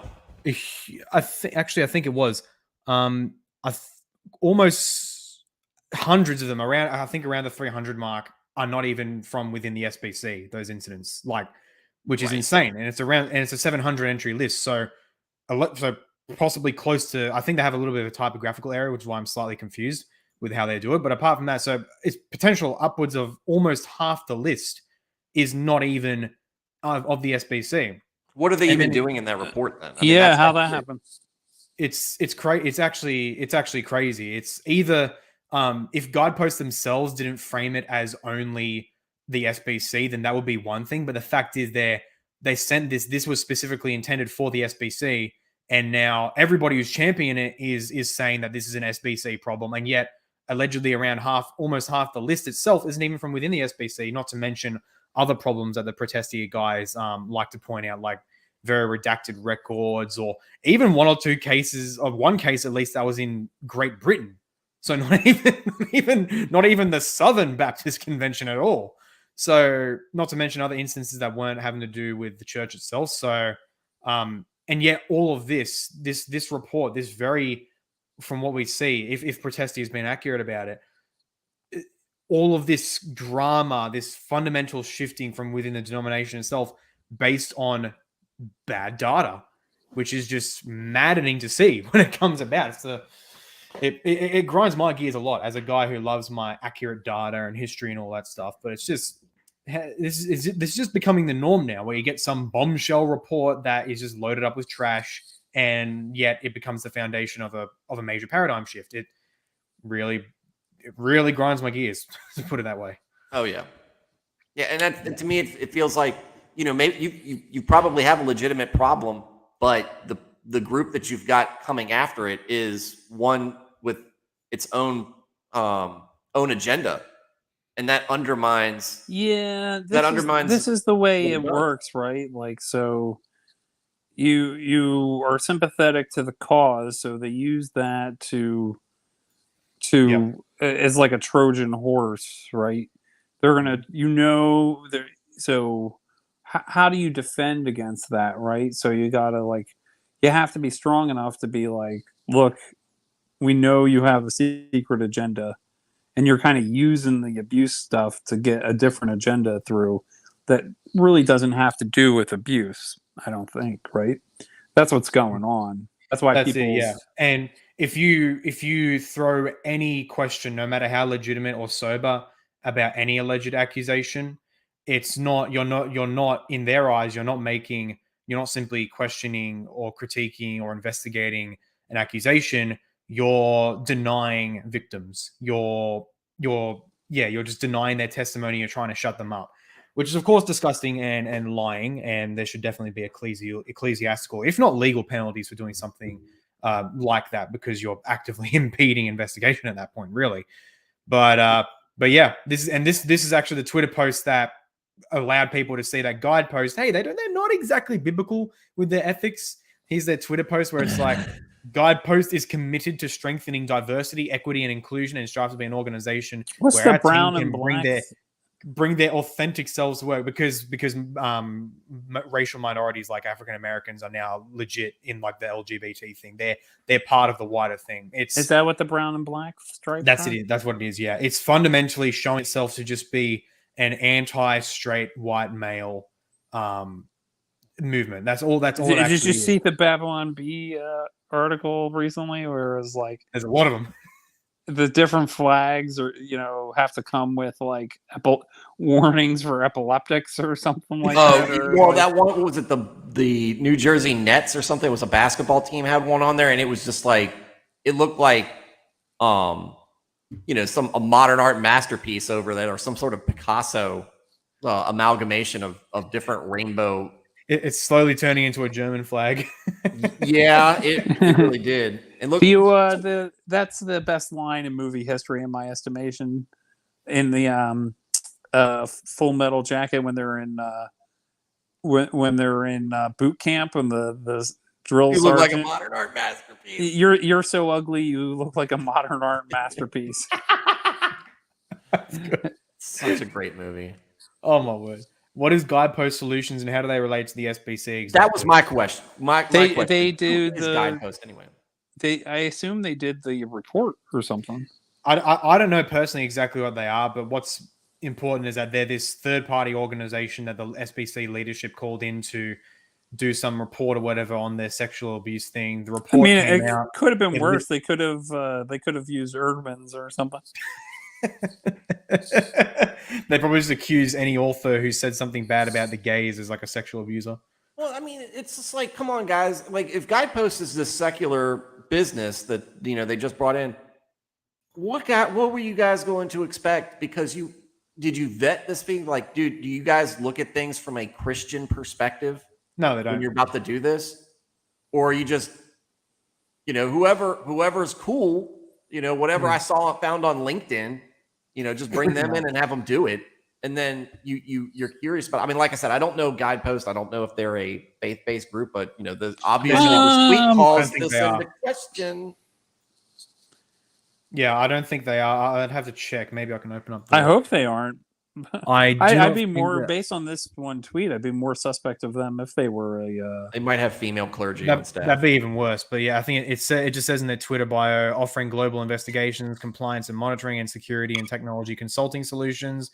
We keep you moving forward. And then their main website stuff sucks so much, because with StreamYard, I was able to share my Microsoft Edge browser window, and then I could just go to another window and seamlessly click a button and go straight there. But now that button's not there anymore, so I have to manually close any window I'm sharing and then reopen another one, so I can't just bring it right back into this. Just to look quickly. Oh, no. Hang on. So faith-based solutions. We understand the challenges that faith-based organizations face in identifying blah, blah, blah. We are experts in assessing cultural and organizational risk and providing concrete steps to facilitate change. So that's one of their things. It doesn't look like they are specifically Christian, but just that they allegedly have some experience with, here we go. So allowing you to confidently confront sensitive issues that arise in your church, temple, synagogue, mosque, or other religious or parachurch organizations. So, typing it to doubt the Christian perspective. Yeah, that's it. So they do faith-based stuff, but they're not actually a Christian organization. So, I guess so the SBC, the SBC leadership basically forfeited their duty before God as the shepherds of the sheep, and brought in unbelievers to judge the sheep, which is precisely what Paul said not to do. We are not to be judged by unbelievers. Well, an outside auditing group is not the worst idea in the world, but you have to... for this specific purpose of like getting how to address sexual abuse, like with which regards like key basic moral. Well, not solutions, but I think like in terms of what's someone that is what they did, given you need someone to honestly give you an appraisal of like what is actually going on. Yeah. If that was all that was, then I wouldn't be the most close to that idea. But even then, there are Christian orgs that can still do this. And even then, we've seen the nature, like just given what we've seen with the Protestia article at least, and you can look at the original report as well, of course, how even their basic auditing type of thing of accusations was just and you can manipulate data, right? Like with polls and other stuff, you can anytime like the news does something weird, it's always about what they leave out. Yep. Or they knew this was going to. They could tell this was going to be big news. So it was a good time to get their name out there. And if you look at the name of the company, it's not an investigative one. It's Guidepost Solutions. So they're not they know they're not just coming in there to give you just here are just the facts. It's here's what we found. Oh, here's what we think you should do. Right? Because they know that that's going to get out there. And then it just, to me, it was a bad idea. To me, it was a bad idea just looking at this. But I mean, I'm not in the SBC. I don't know. And I wasn't in any of those meetings. I don't know what they how, Guidepost sold what they were doing, but we're looking at this in hindsight. Yeah, there you go. So we have Tom Askell, for example, saying this is what our tithe dollars go to. I and 47,000 other SBC pastors plus millions of faithful members feel betrayed. We paid millions to an LGBT affirming and proud organization to guide us on moral and spiritual matters. There is no fear of God, ? But others, including South Carolina pastor, blah, blah, blah, blah, blah, defended Guidepost. He said the task force would have preferred to hire a Christian company, but none had the capacity to do the job. Guidepost did a professional investigation. They operated with integrity. They respected our faith and values. They even ate a significant amount of the cost because they wanted to help us discover the truth and assist us to be more Christ-like in how we respond to sexual abuse. Multinational secular company that specializes in corporate. They are not a Christian company, although they routinely work for Christian organizations. SATF chosen for their expertise and capacity to complete the investigation in time. If anyone was looking for an excuse, blah, blah, blah, blah, blah. Mistreatment to not deal with the sexual abuse and mistreatment of survivors in the SPC. Guidepost Solutions provided the perfect cover yesterday with their Pride Month tweet. I was both disappointed and started. A couple of thoughts about this.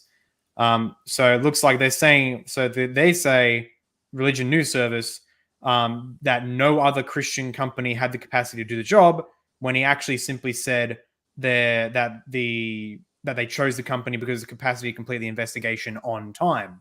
So that's a bit of a misframing there, isn't it? Some may say close to a lie. But this seems like a failure of leadership here. It really much is, because what this ends up showing again is just another pattern of how leadership, like highly secularized Christian leadership, are making extremely complicated what the scripture shows is actually stupidly simple. How do you deal with sexual abuse in a church, assuming it even is endemic, which that's not even a given. But assuming it is, how do you deal with it? Apply the standards of a worthy pastor in scripture to pastors and enforce it. It really is that simple. And if something actually happens with a case still, then follow the standards of evidence, 2 or 3 witnesses, including, and hell, even to make it all easier, hand it to the police. Exactly. That's their bloody job. Exactly. That's what you do. It's a crime. Like what happens when they talk about this stuff is a crime in most cases. And I'm like, and you don't always get the best due process with going to the police, but I'm right there. They're most right likely there with the due process argument. We need due process. The Bible specifically calls for due process because it's easy to be falsely accused. Yeah. The police are the most likely to be a neutral third party. Not that there always are, but like in a case like this, they can be. And because, you know, I can understand like church leadership might not be the best, you know, but you would have like 2 independent investigations, right? You would have what the police figure out because you don't want to hide from criminal charges, right? It's not like we're in medieval Europe where it's like, well, no, this is the church's jurisdiction in terms of this crime, and we'll handle the priest if he murdered someone or something. No, it's like if the pastor committed a crime, there's an ecclesiastical penalty and there would be a civil penalty. Yeah. Right. What's really cool as well, this actually fits really well with my stream yesterday. I actually had one of my old college professors for my Bachelor of Theology. I actually had him on to discuss basically the topic of his thesis and book on the Apostle Paul and his standards for the Christian community and discipline and exile. And he made the really good point that unlike today, where the state is involved in so many other things, the Christian communities and other local communities themselves more or less self-governed with only very few laws on both the national Roman government level and the local government level. There are very, very few laws enforced compared to today. And so, whereas today we'd say, he brought up this exact example. If you find a pedophile in the church, you've got to hand him over to the police. You have to. That's a crime today if you don't. At least there's a place on the wall for you. Or we could do that, yeah. But in the time of Paul, that wasn't a thing. There wasn't a police force like that.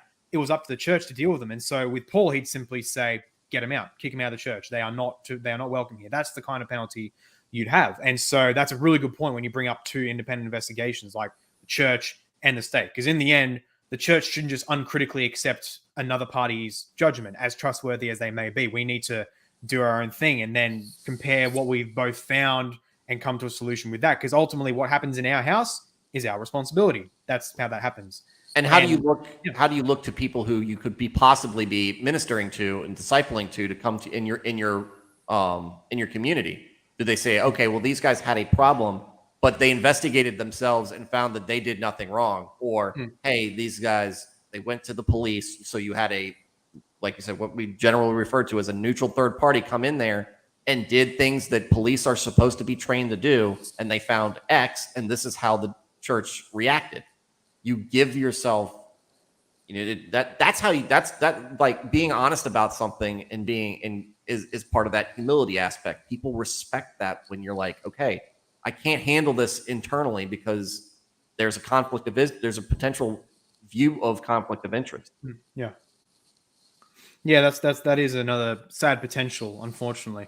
But really, just as I said before, this would basically disappear if it's just the super simple enforcing of the standards of the pastor and with accountability on top of that. Very, very basic. You don't need these because they'll love to pass this off as like this super hyper complicated social science psychology bullcrap, and so you need an organization like Guidepost to give all these hyper complicated suggestions for like boards and investigations and blah blah blah, when it is really as simple as enforce basic pastoral standards to pastors, being above reproach, and this stuff will virtually disappear. On top of, if there is a case happening, do the basic due diligence, the due process that scripture itself lays out. And of course, you'll get your like ivory tower academic types and basically people who support this kind of thing saying, but sexual abuse is a really complicated issue around like victim psychology and blah, blah, blah, blah. It's like, mate, irrelevant. I can look at my own communities of friends, for example. I've been in both worlds of young people, for example, my age, who are very much unbelievers. They're sexually loose. They're very morally loose, versus my own group of friends who, even if they include Roman Catholics, they're very morally upright. At least they try to, even if they falter here or there, they at least try to uphold such a standard. At least they have a standard, right? That's it. Yeah, we're still guys, so we can get up to some mischief, but there is virtually, I'm not going to say totally, but virtually zero sexually related incidents in any of our groups. And I say only virtually zero because I won't say any details, but 1 or 2 situations across years. Whereas in groups of unbelieving, morally compromised teens and young adults, sexual misconduct is a dime a dozen. That happens, right? Because all the incidents, right? All the alcohol is involved, and yeah, that's it. You'll find tons of incidents of like a guy hitting his girlfriend or manipulating her, borderline raping, and all that stuff. That's very common in these unregulated things. Whereas in our friends group, where we don't have anything complicated apart from just hold ourselves and one another to biblical standards of behavior, the problem is virtually non-existent. And when the problem does come up, we can point to saying, you compromised in this area. That's the source of the problem. Let's fix that up and it won't happen again. It really is that simple. There's no other way to put it. Yeah. That's there. And like in the university setting, it's like, well, they were both drunk. So like now I saw a case, the normal thing is like, oh, the girl regrets it, so then she reports an incident. So regret equals rape. So yeah, so some dude who, like, I guess he woke up and he's like, I'm going to report the incident first, so I don't get in trouble. But he reported the girl for abusing him or something, so he wouldn't get in. So to kind of turn the tables, and it's just so ridiculous. It's just so ridiculous. It's like, but it's like if you just do chastity, And you won't get the situation in the first place. Simple as that. Yeah. Accountability is king. Amen, Pog. Author Chog, what up? The thing is, the SBC is not like, for example, the Archdiocese of Sydney, which has the authority to revoke ministers' license or discipline, which is very true. And that's really the big problem with this report as well, because for people who don't know, the SBC isn't like an ecclesial hierarchy. It is a voluntary association of otherwise independent congregations. It's still technically congregationalist. And yet, with this report and the standards they're trying to bring in, they're edging closer and closer to trying to really be like a federal parliament of Baptist churches rather than a voluntary organization. And so that's the really, really curious thing here. They're actually trying to bring in some extra, basically, ability to hold churches under them. I'd say accountable, but I'd probably prefer to say hold them by the balls, because that's pretty much what this is going to do. This kind of thing, because as far as I'm aware, I haven't read up again to check, so take this with a grain of salt, but as far as I'm aware, churches that do not adopt these standards, the plan at least is that if churches that do not adopt these standards will face major consequences at bare minimum, if not be kicked out. So to me, it'd be like it would be easy to kick them out then if it's such a loosely. And this is me, my perspective as a non-denominational and a very independent church. I mean, so you're a Baptist? I've got alcohol behind me, and I will drink it on stream to prove that I'm not Baptist. So if you say you're not in a denomination and you drink alcohol, that makes you not a Baptist? I mean, like in very much perspective, there are things that I agree with Baptists about, but I agree with a lot of different denominations about all of it. But I mean, it's. To me, so you're a Baptist? No, not a Baptist. Not a Baptist. And that Baptists won't tell us that we're Baptists, so they don't claim us. So kind of like how Jeff, kind of like how the gay affirming Jews will say that the Jesus believers aren't actual Jews because we say so. Yeah. Oh, so don't get me started on all that. Wherever I land, I mean, I'm part of a. Do you baptize babies at your church? No, we do not. Okay, you're Baptist. Yeah, I'm an Anabaptist. Anabaptist, not a Baptist. Non-denominational equals crypto. I knew this was coming. So I mean, but I'm not a Baptist. I'm not a Baptist. I promise. I'm not a Baptist. The Baptist says. But we don't want to. But we don't. We're not in a denomination. You mean like you're congregational? This is a weird thing for me to look at, though, because everything we do at our church is internal to our church. We don't succeed any authority to anything. And yeah, that can, especially to mega churches like Hillsong and Elevation that are also non-denominational churches. I guess you would, well, technically Hillsong's borderline at any church at all, but that's loosely associated. But being a deacon in this stuff, all this stuff is stuff we would handle internally. So I'm looking at this at the perspective as from a very smaller level. But how would I handle this if I was in a meeting and we were approaching this problem? If you were a Southern Baptist, because you're a Baptist too, but no, I'm just joking.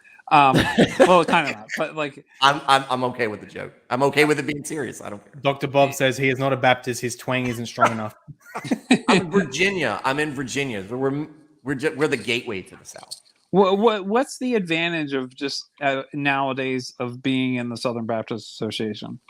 I don't. I've always been. I grew up non-denominational. I've never actually been a part of any of that. So I really just don't see the advantage of it. I know that some people thrive in a more structured environment, like you would see with the Orthodoxy or Roman Catholic, where you have that real hard hierarchy.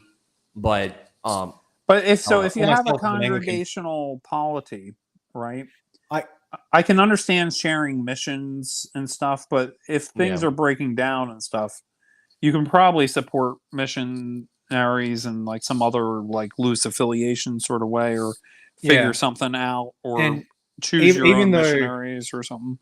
And even though I'm an Anglican myself, like I have been for a long time, very sympathetic with the Congregationalist form of polity, like not to the point of like democratic voting and all that stuff. That I think that's very cringe. But apart from that, like the idea of the congregation being self-determinative, and even if it is, and of course I'm an Anglican, so I have to affirm to some degree, even if there is some kind of authority of like a higher bishop and hierarchy and all that stuff, ultimately the buck does stop with the local pastor over his congregation. I believe that is fundamental and inescapable in the Christian scriptures. They didn't have, with the exception of the apostles, of course, they didn't have the idea of other hierarchs from like 1,000 miles away determining the affairs of the local congregation over and above their own local bishop. I don't think that the biblical way, in my opinion, is fundamentally very congregationalist. Well, I even think my view on church polity is like if churches want to structure themselves where it's like we even have like the equivalent of a pope, I think church history kind of shows that there's the freedom to kind of do that, is where I think we had like something between a Presbyterian and congregational model, right, in the early church, and then it slowly morphed to not that, based on, at least according to Jerome, because they didn't want like competing factions to allow for heresy and stuff like that. So they went to like a monarchical bishop.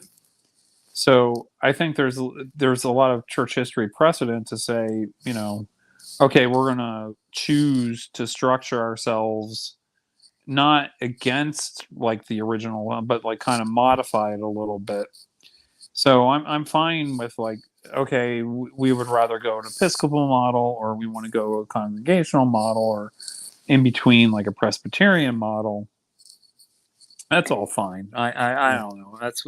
But there's trade-offs for each model. Yeah, I always call it a double-edged sword. I use the connection where you've got I use chickens, right? So you've got the chicken mill, the chicken farm, where you've got just the big container of chickens, and they're all kind of really closely contained. And that's like your Orthodoxy and your Roman Catholic, where it's like there's a very firm hierarchy there. And then you've got your traditional chicken coop, where it would be more like your Anglicans, Lutherans, Presbyterians, and stuff like that. And then you've got the free range chickens, which would be us non-denominationals and Pentecostals, just running around. And there's pros and cons to both of them. So yeah. Well, I say it's like I mean, he meant this not in a religious context, because I don't think Thomas Sowell, who is probably I don't believe he's religious, but he is an amazing intellect, and he always says that there's no solutions, there's just trade-offs. Yeah, very true. Right. So there was one of my videos that barely got any airplay was, there was an Atlantic article that basically said that the Chinese Communist Party really compromised the Catholics in China, but they can't do the same with the Protestants, because there's not like one single, like, just get nail the us down. What's that? Can't nail us nail us down. down. It's a rye zone, baby. You cut off one part, the rest still keeps growing. Right. So there's an advantage to that. Yes, there's an advantage to having like a single bishop, but there's also disadvantages, which is which the Chinese Communist Party exploited. Yeah, that's it. This is cool by Dr. Bob. My church disassociated from the SBC this past year. We are very close to Southeastern Seminary and have seen the woke carnage up close. And we're 1689, which was looked at Askance by the Flowerite Pelagians in the SBC. Latent flowers. That's, oh man. What does a sconce mean again? I don't know that word. Like you view it like warily, or okay. yeah. Oh yes, the Pelagians. Yeah, the Flowerite. The flower. You gotta read more Puritans to get your vocabulary up, Paul. Yeah, that's true. Danny Aiken, Karen Solopire, Walter Strickland, just some names of the SEBT. Yes, that is true. Karen Pryor was the one that recently. So there's been some scandal apparently regarding Mr. Buck and his wife, and some letter that got out, because he's running for. He's running for president. Election, and apparently this is dirty. This, I mean, to me, this is a lot of false witness, throwing stuff out there. But what did they do? They go back. Well, we investigated ourselves and we found out we didn't do anything wrong. Yeah, that's literally what happened. And this is the same. Karen Pryor, if I remember correctly, this recent news about the possibility of abortion being or Roe v. Wade being removed or severely neutered, she was like, well, I would have been rather if this taken 50 years than it taking than Trump, being elected and getting this person getting these I have to say, evil woman. I have to say, Roe v. Wade, as Lord willing that Roe v. Wade does, the rumors are true and Roe v. Wade does get overturned. Roe v. Wade appearing to be overturned was the biggest slap in the face to never Trumpers ever. Oh yeah. Yep. Oh yeah. And they don't know how to handle it. To me, and I saw her tweet about it, and then another. I follow Terry Mattingly on Twitter, and I don't agree with him on a lot of stuff, but he's been in the game for a while, so he does things like on the Methodist breakup that I've been trying to get involved in. So I follow him because I try to get the Methodists can't let those Africans make you conservative. Yeah, exactly. Yeah. Imagine. Never mind. You know what? I'm not going down that rabbit hole. But yeah, I mean, he's out there. He's very firm, never Trumper and everything. And that's, look, I try not to bring politics and do those type of politics in. But again, it's like you can't even admit that he came in and did something right that it took you never to do. Exactly. That was culturally killing us legitimately. And you got people like Karen Pryor going, it would have been better if it had taken 50 years and us culturally coming to that. Actually, translation. I'd rather have 60 million children sacrificed and put to death there's than a have deeper Trump come to power. There's a deeper issue here, and I'm not a big Trump fan. Okay, actually have never voted for Trump. I'll lay that out there. And it didn't matter because my state was never going for Trump anyway, so I could just vote for whatever I wanted. Yeah. If it was close, I probably would have. But I want us to notice the articles on the side here. This is such a woo lad. Those articles on the side of the Religion News Service. The top article: India's insult of the Prophet Muhammad is a deeper sign of Islamophobia, or a sign of deeper Islamophobia. And that might actually be an interesting article. and the middle one: conservative rabbis approve new language for non-binary Jews. How conservative are you, rabbis? No, all right. You're not Jesus conservative. Before I lose my thread here, so I think for a lot of people, it was the brash style of Trump more than anything substantive, and then they had to latch on to stuff afterwards. So they can't recognize that Trump basically wasn't for like forever wars all over the place. Okay, he basically made a lot of people, including me on the right, realize like, maybe we shouldn't be like spending trillions of dollars forever, like in Afghanistan and Iraq and like just to accomplish nothing and kill a lot of people, right? So it really changed a lot in foreign policy. It helped a lot of people realize, like, maybe hollowing out industry in the middle of America.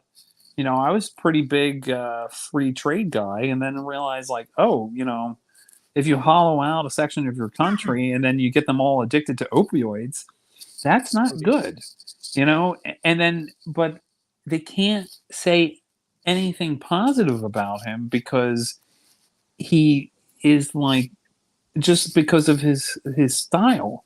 And I'm not saying you have to vote for him. I don't say you have to like him, but to say like he never did anything right, or like you can't get your mind around that because he's just, because basically he pissed in their punch bowl in the party. Right.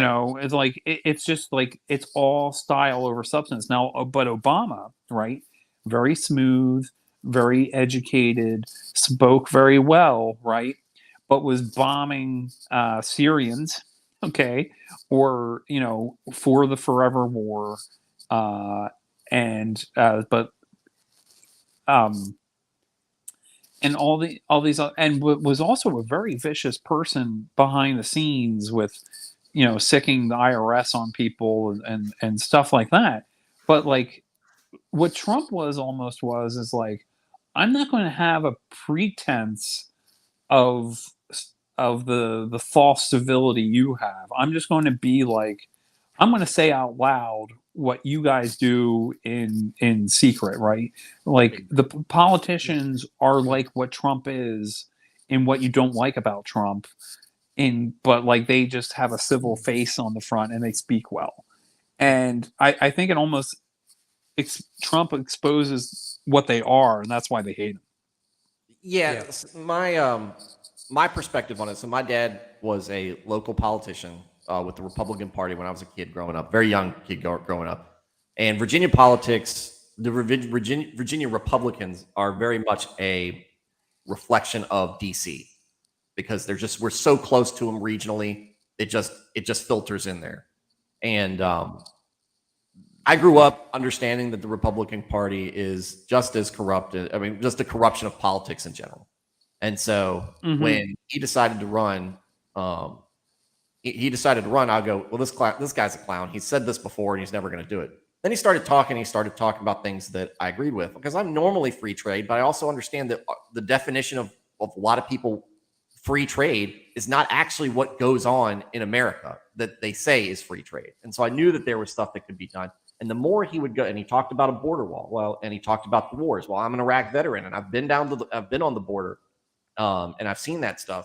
So yeah, I was for a wall, and yeah, I went through a year of doing the same thing every day over and over, not feeling like I was getting any different results. And so he starts saying this, and I'm like, well, damn, if I don't support him because he's saying the things no one else, he's running on a platform that nobody else in the GOP will run on. Then who am I to complain about it? If I don't, so I signed up. I voted for him, and for the most part, I was happy. But I also knew that it's like, look, this guy isn't a saint. I'm not gonna, look at him as a messianic figure. Some people have. That is wacky, which is weird. But when his term was done, aside from I thought he made some missteps with handling the pandemic. take that as you will. But other than that, the country was in good shape. The country was in good shape considering I'll go what it had been over. dealt with. I mean, I'll go over the flaws, right? Like he normalized $1 trillion deficits, which are giving us the inflation we have today and stuff like that. Oh yeah, those stimulus things were awful, and not even pre-pandemic and all. But at the same time, it's like you're telling me like we're going to get the end of Roe v. Wade, and like the never Trumpers can't still like get the I don't know. So to me, it's like I think we can have an honest assessment of Trump, but it's like it's the same thing as like I think there's a group of people where it is like style over substance, and there is a portion is like the Republican Party is largely useless, and I have there's a progressive wing of the Democratic Party that is like more into like the populists on the left and the populists on the right could probably do a lot more together, and like all the Washington creatures on both the Democrat and Republican Party can like be jettisoned into space for all I care. Dr. Bob, but this happens all the time. Tom Buck sunk the candidacy of SBC presidential favorite soft woke Willie Rice by pointing out disqualifying impropriety by a deacon in Rice's church. Buck violated the 11th commandment, thou shalt not publicly speak ill of a fellow Southern Baptist. The SBC deep state then tried to destroy Buck. No, yeah, that's pretty much exactly what happened. No, politics exactly. You know what, you guys, I follow a couple Baptists. There's a podcast YouTube channel. I follow A.D. Robles, who is doing he's doing a really good series on the rise and fall of the Gospel Coalition. Really good series. And he has a lot of good insight on like what you would we call Big Eva, like that industry, and then Conversations That Matter. Oh yeah, he's the best. He's just so thorough. His last podcast, he had something really interesting on where a guy ran afoul of like some Southern Baptist missions board, and the backstabbing inner politics is like freaking horrible. It is just horrible. Like I don't want to. I can't like summarize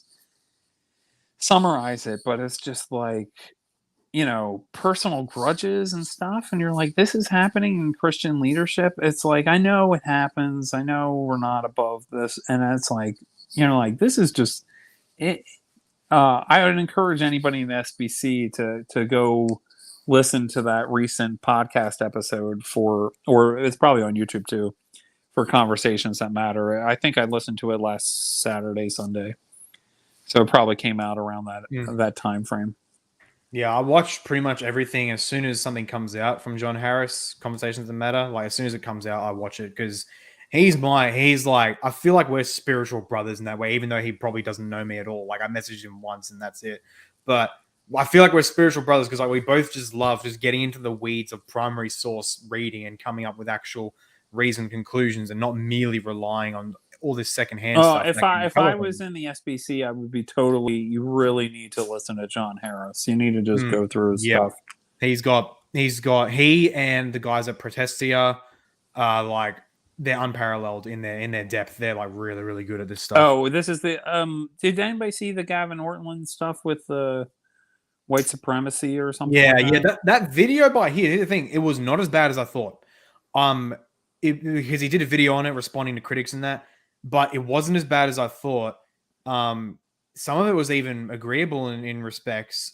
And what it showed to me is that he listens. He's not like a. That's it. Yeah, it showed to me though that he wasn't of like even the soft CRT crowd. He just genuinely appeared unaware of pretty much the wider battle that's happening. Why certain people react badly when someone says we should condemn white supremacy. Like I feel like he genuinely isn't aware, or at least wasn't aware at that time, of how that statement, that idea of fighting against white supremacy has been basically ubiquitously weaponized as to mean anti-white, force diversity and all that stuff. And that's why people negatively react to it.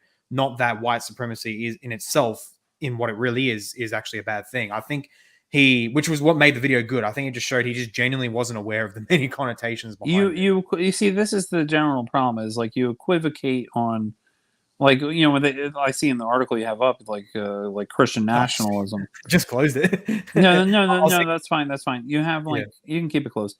But like terms like white supremacy or like Christian nationalism, I don't even know what they mean. Like pretty much any like reformer or magisterial reformer would be like a Christian nationalist. Yeah. Like in you know, these definitions get so bastardized that I'm just like, so like I'm a white supremacist because I think you should have a mother and father and show up to work on time and like work hard and study in school. And I'm a white supremacist because I don't like gang wars or something like that. It's whatever it's the mean. It's the pulls card out of deck and then reads this, and you blame Christian nationalism for X problem. That it's like check. You know, Christian nationalism is check notes, honor your father and mother, and like, you know, like you know, like it, you know, or checks notes, you know, like that you see that on Twitter a lot. That check notes thing is It brings me back to stuff that's happening a lot right now, like very different field, but like the same kind of thing happening where in online Orthodox apologetics, it's becoming more common to see them saying, because like there's a whole debate over the filioque, whether it's true or not, included in the creed or not. And the Orthodox very anti-filioque. And some of them are getting to the point where they'll say like the filioque led to shuffles card atheism. Or like the filioque led to shuffles cards abortion. Like even that one come out. It's really crucifixion of Christ. Yeah, that's it. Like sometimes someone's hatred of an idea or even just a word, like even if you end up disassociating. Well, it from it's the like idea what itself. Catholics do with Protestantism, right? Like Protestant led to like shuffles cards. It's like anything I don't like today. Yeah, like, and it's like, you know, Pope Francis is Pope, you know, but I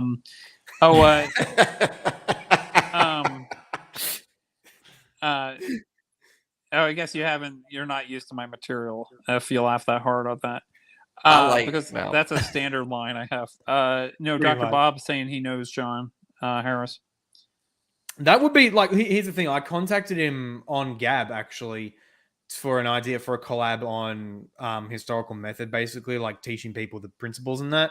And when he thought at first I was just suggesting a video idea for him, but then I said, no, I actually want to collab with you. And he's like, no, I probably don't have the time. Sorry about that.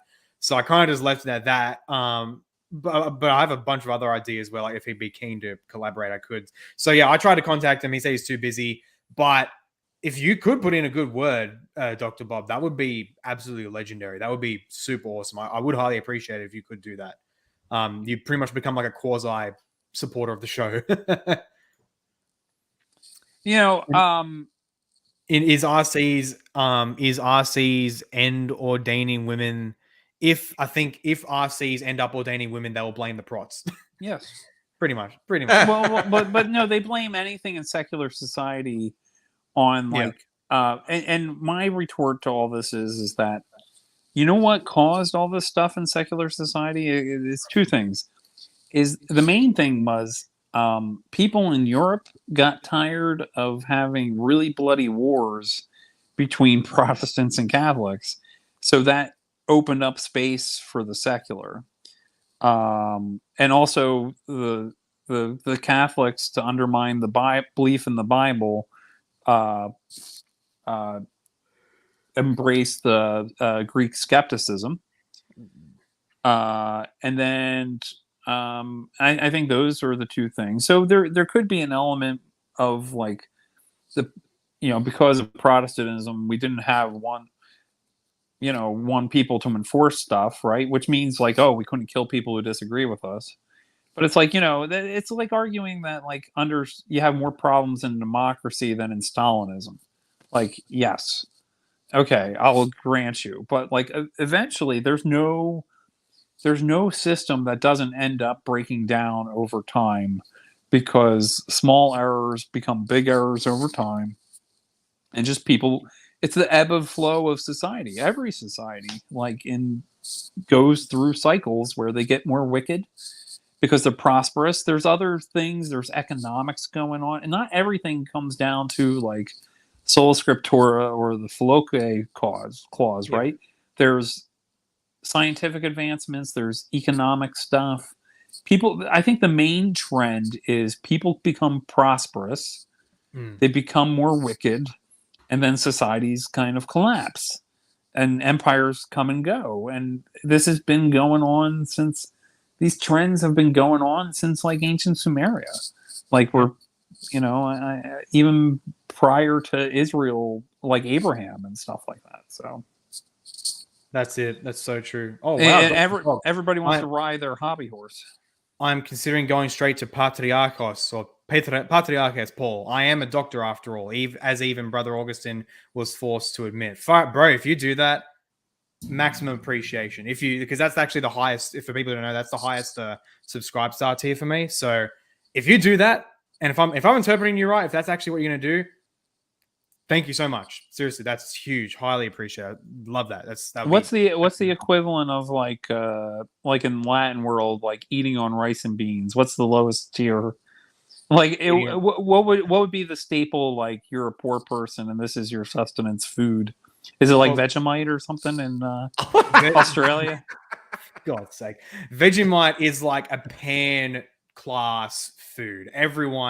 It is for everyone to love and enjoy. And I personally deny the Australianness of anyone who doesn't like Vegemite. Like anyone, I don't care if they were born and raised in the country and they have the most hardcore, oh yeah, g'day mate, bogan accent. I don't care if they grew up here. They have all that. If you deny Vegemite, you deny being Australian. It's that. So simple. if like someone's from the Caribbean, they would be like they just ate rice and beans. And like maybe if they're white, they'd be like, they just made chicken and rice or something. Like what would or grits if you're in the South? I don't know. What were the Australians forced to eat when they were losing the war to the emus or whatever the birds were that defeated the Australians? That's a good question. Yeah. So what's like the basic like I'm just getting by staple? Okay. So the basic getting by would, I guess it would depend on the period. Like pretty much for all cultures, that would be bread. Like bread's like literally the bread and butter of food. But it's hard to call. Today, I guess. Today you could probably make the argument for like picking up like your meat pies and sausage rolls. Those are pretty basic. Like if I myself, for example, I could just feel like, I'm going to go down to the local servo, pick up a sausage roll or a traveler's beef pie. Those are pretty. That's pretty staple for like low class, just snack food. Okay, so you have a beef pie. Get Paul off a beef pie tier, all the way to like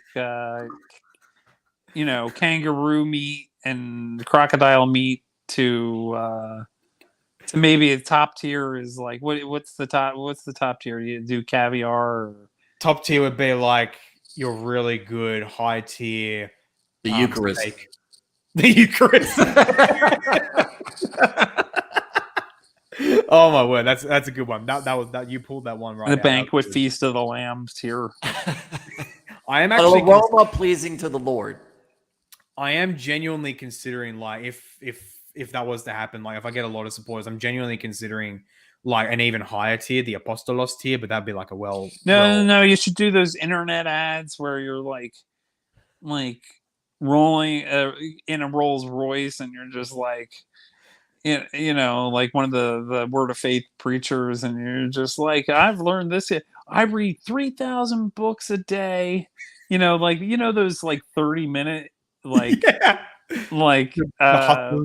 like YouTube ads and like you're like the guy like here in my garage with my Lamborghini. But you know what I value more than my Lamborghini? All these books, knowledge, right? Yeah, knowledge. And it's all because something. I don't know if they had these in Australia. I don't think if you're old enough to remember this, but there used to be a guy on the infomercials in here in America, and he would it was a book for basically getting government grants, and he would show up in the suit, and it was just question marks taped to it. Oh yeah, all over the place. And he was selling the book. it was that's what it is. I've got all this stuff. I've got all these answers by my book. So how to like do the different forms and stuff like that. yeah. Well, I mean that is useful, like just how to like do the different forms to get to the right agency. Like, you know, I remember when I had like a tax question with the state of New York, and I was just like, "Can you just put your manager on?" This is a horrible Yeah. experience. I'm trying to just so I can withdraw because like the money with Subscribestar, you have to have a minimum of 150 US dollars in your account to actually withdraw anything. And so the first month I only got like like a bit over $100, so I wasn't able to withdraw. And the money for this month, because it takes some time for the money to actually get in, just came in, which put me over $150.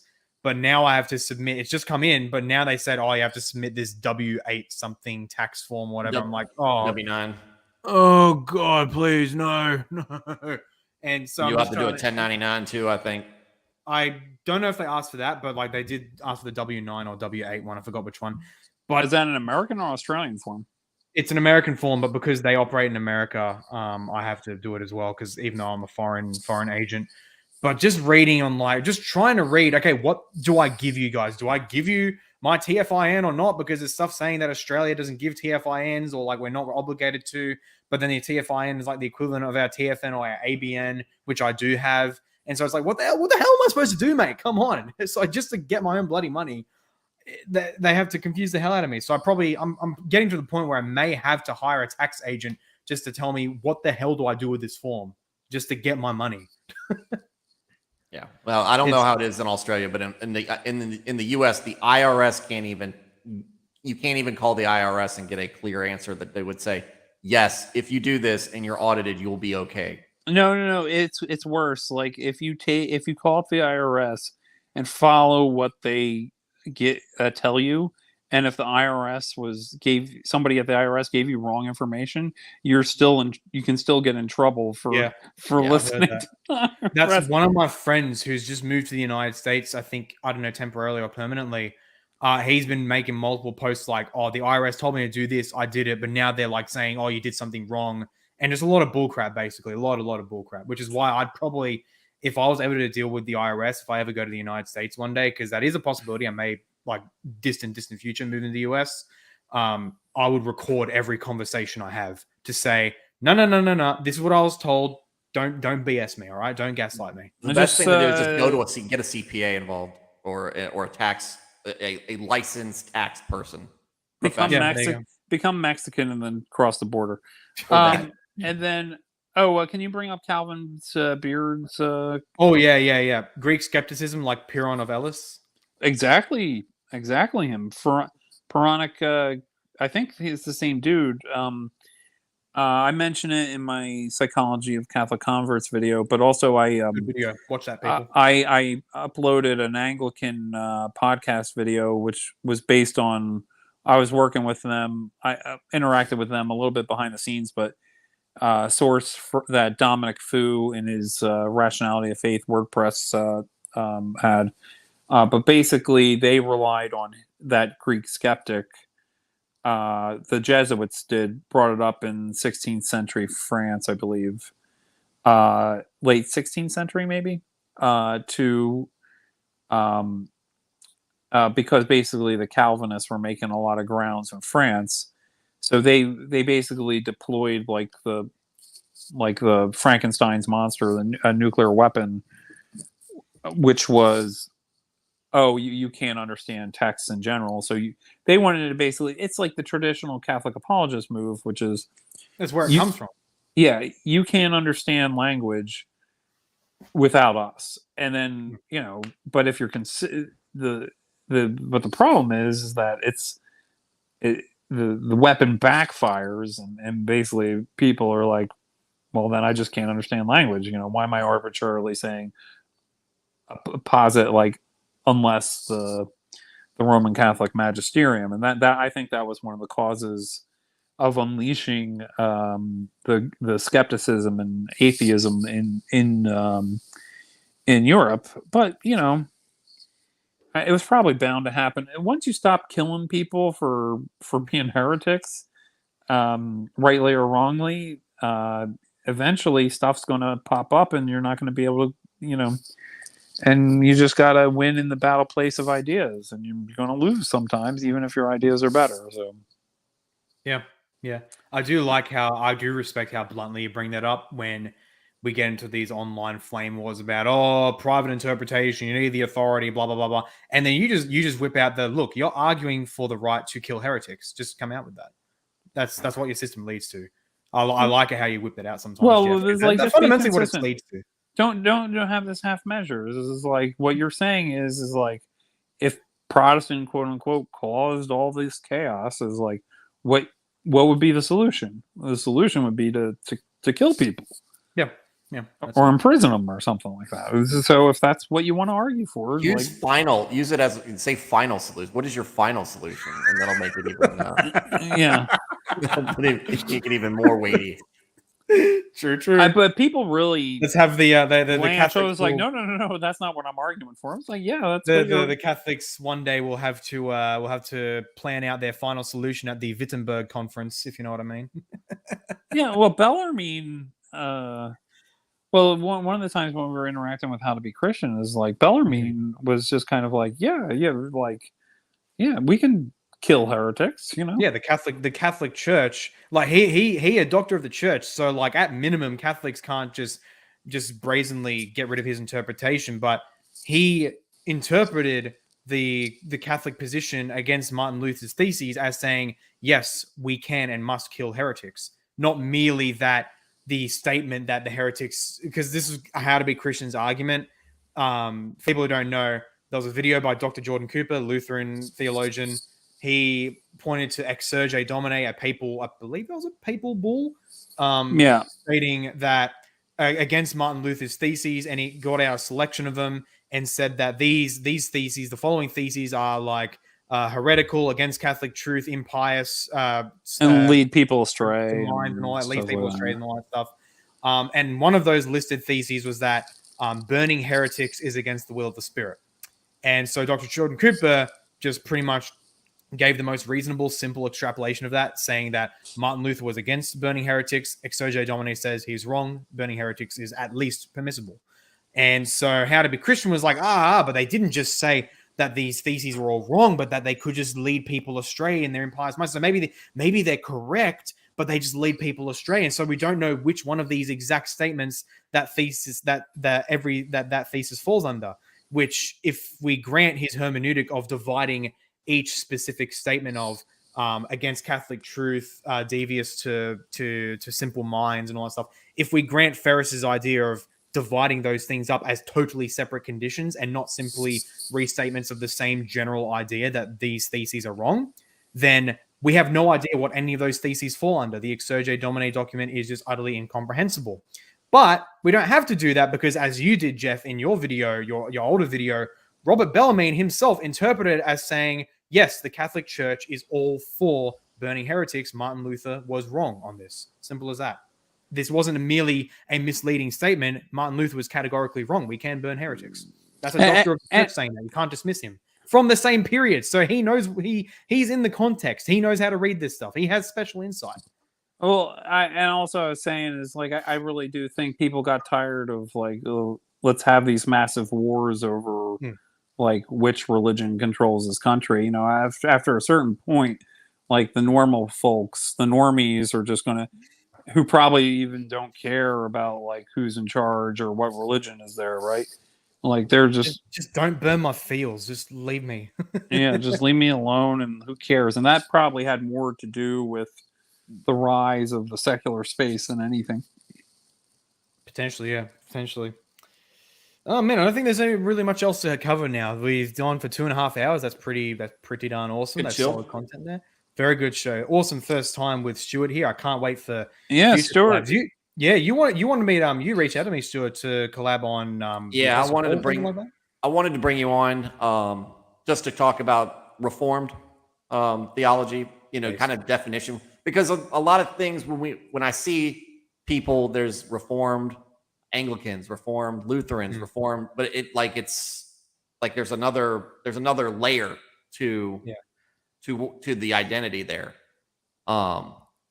I don't know if I've heard of Reformed Lutherans because they're kind of like opposed in numerous areas. That'd be really interesting to hear. Yeah, well, and that's kind of that's kind of the curiosity. You see it start in Reformed Baptists, and you see that. So I think the general gist is that the Reformed movement, Calvinism is like a subset of Reformed beliefs, but Reformed thought is there's like continental reforms, like as the Reformed movement.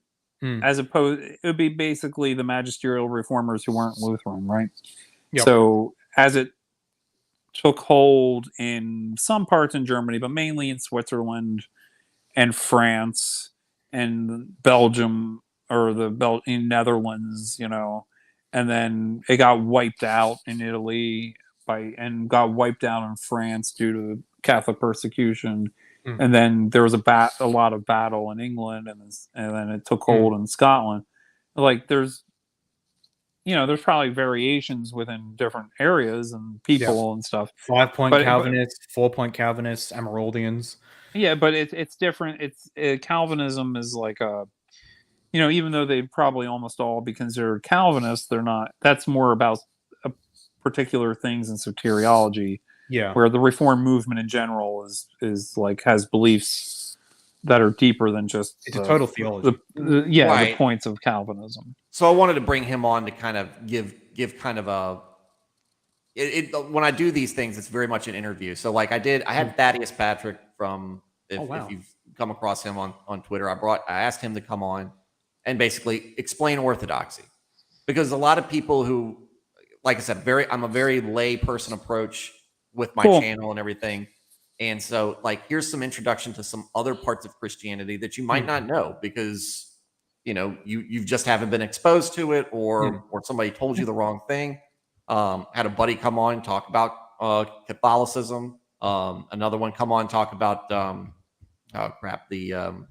what is the thing that Francis did recently with the consecration of Russia, kind of explaining the history behind it and the significance to Catholics.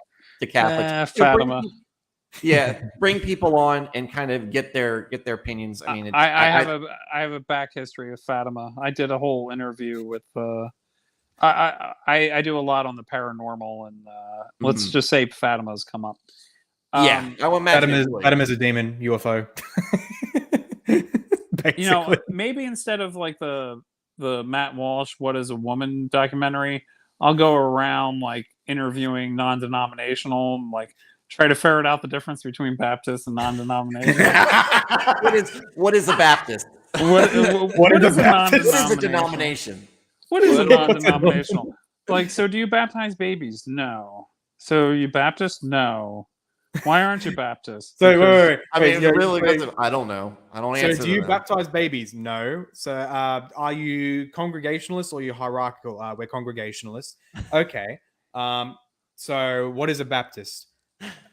So you guys are Baptists? No, we're not Baptists. We're not Baptists. What's the difference? Well, you see, the Baptists are they're the Baptists, and we're not Baptists. So that's the difference. But we're not a denomination. A Baptist is one who identifies as a Baptist, and a non-denominational is one who identifies as a non-denominational. You're Baptist, and then you go through a transition. And you identify my There's no hormones involved in this, guys. But many people are Baptist because that was their assigned denomination at birth. But people can ultimately not really, because we weren't baptized at birth. So that's true. Not until you're baptized that you're assigned. Well, you had an infant baptism. You called a dedication ceremony. and we sing like we pick out certain Hillsong songs for worship, but we're not Baptist, guys. Trust us. Yeah, we're Baptist without the good hymns. We no, we do hymns. Well, yeah. I'm joking. I'm a throwback. I love the old hymns, but no, it's like I've been subtly like I need to get my church to be like. We kind of combined worship services a number of years ago, so we have a mixture of modern and older hymns.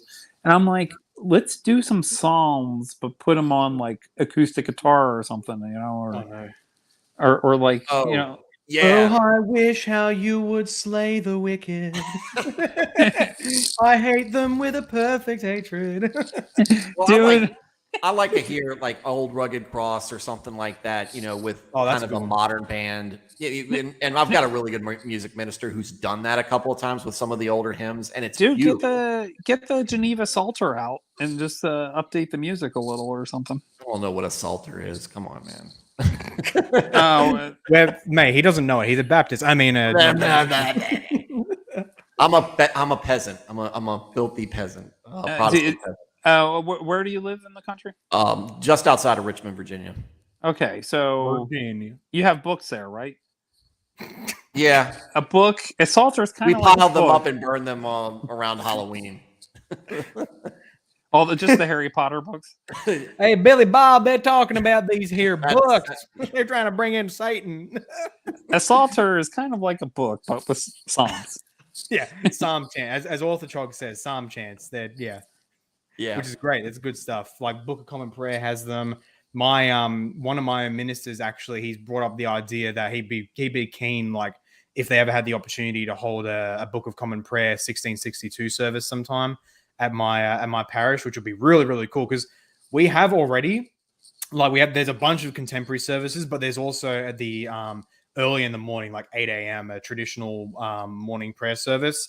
It uses a more modern prayer book, but it's still traditional and liturgically ordered.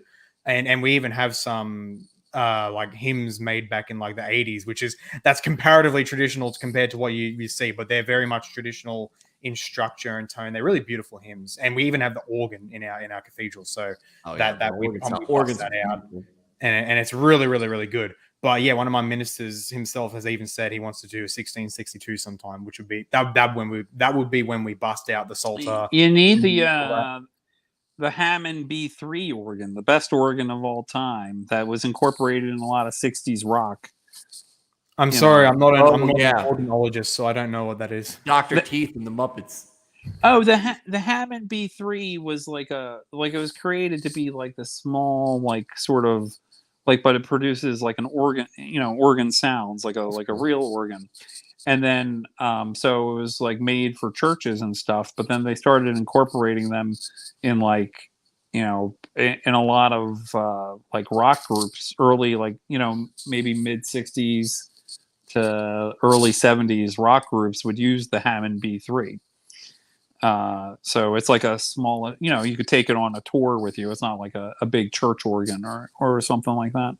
So, like, you would probably still see a lot of them in like black churches or something like that, like where the organ, the preacher makes a good point, and then like the organ comes in with some music or something like that. That would be the stereotypical stuff. But if you listen to like the Doors or like early Zeppelin, like Zeppelin 1 or 2 or something like that.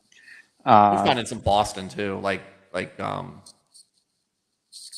I'm trying to think of the song, but I mean, they did a lot of synthesizers, but there's some organ. Yeah, but once the synthesizers started to take hold more in the 70s, then like the Hammond B3 kind of like went out. Yeah. My man Orthochog says I would be keen to go to that poll for 1662 BCP service, 100%. Because I'm not going to dox my man. We'll just say that we're within public transport distance with each other, which is to say we're somewhere within the same state. So I'll keep it as vague as possible. But yes, that'd be awesome. Well, are you trying not to publicly? I want to avoid saying even though I'm not a big channel and all that, just to be autistically safe. I'm fine with doxing myself, but otherwise I'll try to avoid that with my friends, unless they themselves want to say, oh yeah, I'm from here, that's okay, like yeah, we're whatever. I'll just say generally we're generally within public transport distance of each other, and so we wanted to hang out for a bit, but it's just like we had conflicting times. But yes, otherwise it'd be awesome if we could both do that kind of a 1662 BCP service at Much Parish. That would be flipping epic. That'd be really base, really nourishing. But yeah, I think I've got to get on with the day, so I reckon we can wrap this up here. Oh, yeah. And before we head off, Stewie, plug yourself. Yeah, so I mean, to basically formalize it, it's very much like a Christian version of a Joe Rogan style podcast. You're bringing somebody on who's an expert. you're asking them questions to just give them a platform to, present what their beliefs, and it's you not ask them if they do DMT. Yeah, yeah, and I don't even listen. That'd to be them. more I mean, my podcast. We're dealing with DMT. That's true. Anyway. But yeah, I mean, it's very low key. It's very relaxed. It's very interactive with the chat, especially when I'm doing Bible read throughs and everything. I'm trying to get that's other cool. people's. Yeah, Yeah, awesome. it's to me, it's really just like it's really just like what you would see if you were in Sunday school or a small group with somebody, or a Wednesday night group with somebody. Everybody kind of just read. Let's read through this with less time constraints, because we can do it every night. You come in and come out whenever you want to be be. Nice. That's if that fills a really nice cool. niche that not, you don't want to do it. That's like why I don't do any of the woke stuff or whatever. It's like there's plenty of people doing that stuff already. That's that are it. Yeah, that's better at it than me. Because whereas I try to do the very academic stuff, but bringing it into like the level that the layman can understand and digest and actually self-learn it themselves. But you just go full throttle, chill zone. Let's just do that. Let's go with the chill Joe Rogan type thing, full throttle. Bring in the experts. They can do the explaining for you. I mean, I've had some pretty good success. I had recently got Nick Ricada on from Ricada Law. That was a big. He's coming back, but he's a buddy of mine. Who is he? Do you know? So Jeff, do you know Ricada Law, the YouTube channel? He does commentary on like legal stuff. Like he does a lot of live stream stuff covering live like court cases, like Kyle Rittenhouse or Amber Heard. If you've seen it, if we could show you his face, actually we could pull him up. I'll pull him up right now. You've probably seen him, Nick Ricada, because he's big. He's really, really big. So I'll share. And he's getting close to 400,000 subs. Yeah, he's a true internet celebrity. Basically, he is the number 2 super chatted YouTuber in the United States. Wow. So have you seen this guy, Jeff? Can you make it a little bigger? I can. So no, it's not a guy on the left. No, I haven't seen him. Oh, okay. Well, that's interesting. Well, if you look at his sub count, 468K, and I'm sorry. He's closing on 500K. That's right. He broke 400 over Amber Heard. That's right. I remember that. Yeah, and the gift that keeps on giving. He and Stuart here are real life friends from way back. So he had him on recently. I watched it. I watched it a bit to see how your sub count would go, and you went from like 200 to over 400. No, I went from 43 to 400. I'm over 400 now. So yeah, that's wow. Nice, okay. And I've got some. I got a lot of. I have to say the Amber Heard trial helped people. Like, anyone in a relationship is always wondering, like, is my woman crazy or is she just a woman? And that's. Like how as a man can you tell the difference between crazy and just a woman? And then it's like, oh, okay, that's if you've reached cutting off my finger and pooping in my bed. Yeah. There should be like the Herd scale to tell the difference between woman and genuine psycho. If it hadn't been beaten to death, if the topic hadn't been beaten to death, I'd love to go back to it at some point and be like, this is a perfect example of being careful about a marriage and courtship and everything. It's not something that needs to be compartmentalized and set in stone as like, look, this case, perfect example. Men can be abused too. Women can be evil as well. So it's not just a man thing. And literally her on audio making clear that there is a real cultural thing that women think they can get away with it. Just because they're women. Oh, that's one of the worst things I think on. That was immortalized. That's like, It boils the blood as a man, but honestly, thank God that came out, that she actually said that, because she made it clear that at least she, as a very high tier woman, and likely many other women, think they can just get away with being in a. Well, you see that on Christian Twitter at all? Like if anybody mentions some sort of sin that women have a propensity to, like statistically, not every woman, obviously, or not. Like you could call out men for all sorts of crap, but you mentioned like something that women are like have a propensity to, and it's like original sin exists for women, people. Like it's like that's true as well as men. I'm not arguing that men are good, but I'm just saying like you know, Or just Look, angels, I've yeah. had him on my show. I've had Thaddeus Patrick. I've had Hans Feeney. That was a good art. Oh, I love Hans. Yeah, Hans is great. Rich, and he was my first real big guest. Christian Mario, if you follow him at all, he comes on. My man. He comes on sometimes. He's fun, and it's just been like that. And you know, I maybe like one time I've been doing a lot of paranormal stuff. Maybe I can come Oh, on. I'd love to get somebody on for paranormal stuff. You should get Jeff on. You know what you do? Go to my channel, go through my UFO and high strangeness playlist. Mm-hmm. Get a feel for just listen to it on the background, and then I'll just come on and just like we can just shoot the crap about it. I think because what I do is basically I'm like, look, here's what we're going to talk about. I'm going to let you lead most of the conversation as much as possible, and then it becomes just a dialogue between us, and that's how that generally works. It probably would work well if you just like listen to the stuff and then had like a point into some key things you should look at to get a feel for what you do. I'll reach out to you on Twitter. I'll reach out to you. Are you on Twitter? Yeah, Op Saint Cyprian. Okay. OPST. You just talk to Paul. Paul gave you. I'll link you right now. But yeah, anyway, so we'll keep plugging. So is like that all you want to plug, or you want to keep? That's pretty much it. Like, subscribe, and be part of the show. If it's something you like, then become a regular. That's cool. Yeah, Paul, put his stuff in your. I was just about to do that. I'm gonna get to your channel right now, Stuart. And is it all right if I call you Stewie, because that's pretty much an Aussie. Oh, well, Stu is better. I'm not a big Stewie fan. Stu's fine. No, Stewie just comes natural. Oh well, I'll try Stu. That's your preferred noun. That's his preferred noun. So Stu. Don't dead name me. Okay, a flawed man of God. I typed in a flawed man of man. What the heck? A flawed man of God. All right, so getting the channel link, I'll put in the live chat, and I'll also link it in a pinned comment below. So this is a flawed man of God's channel. Follow that link, people.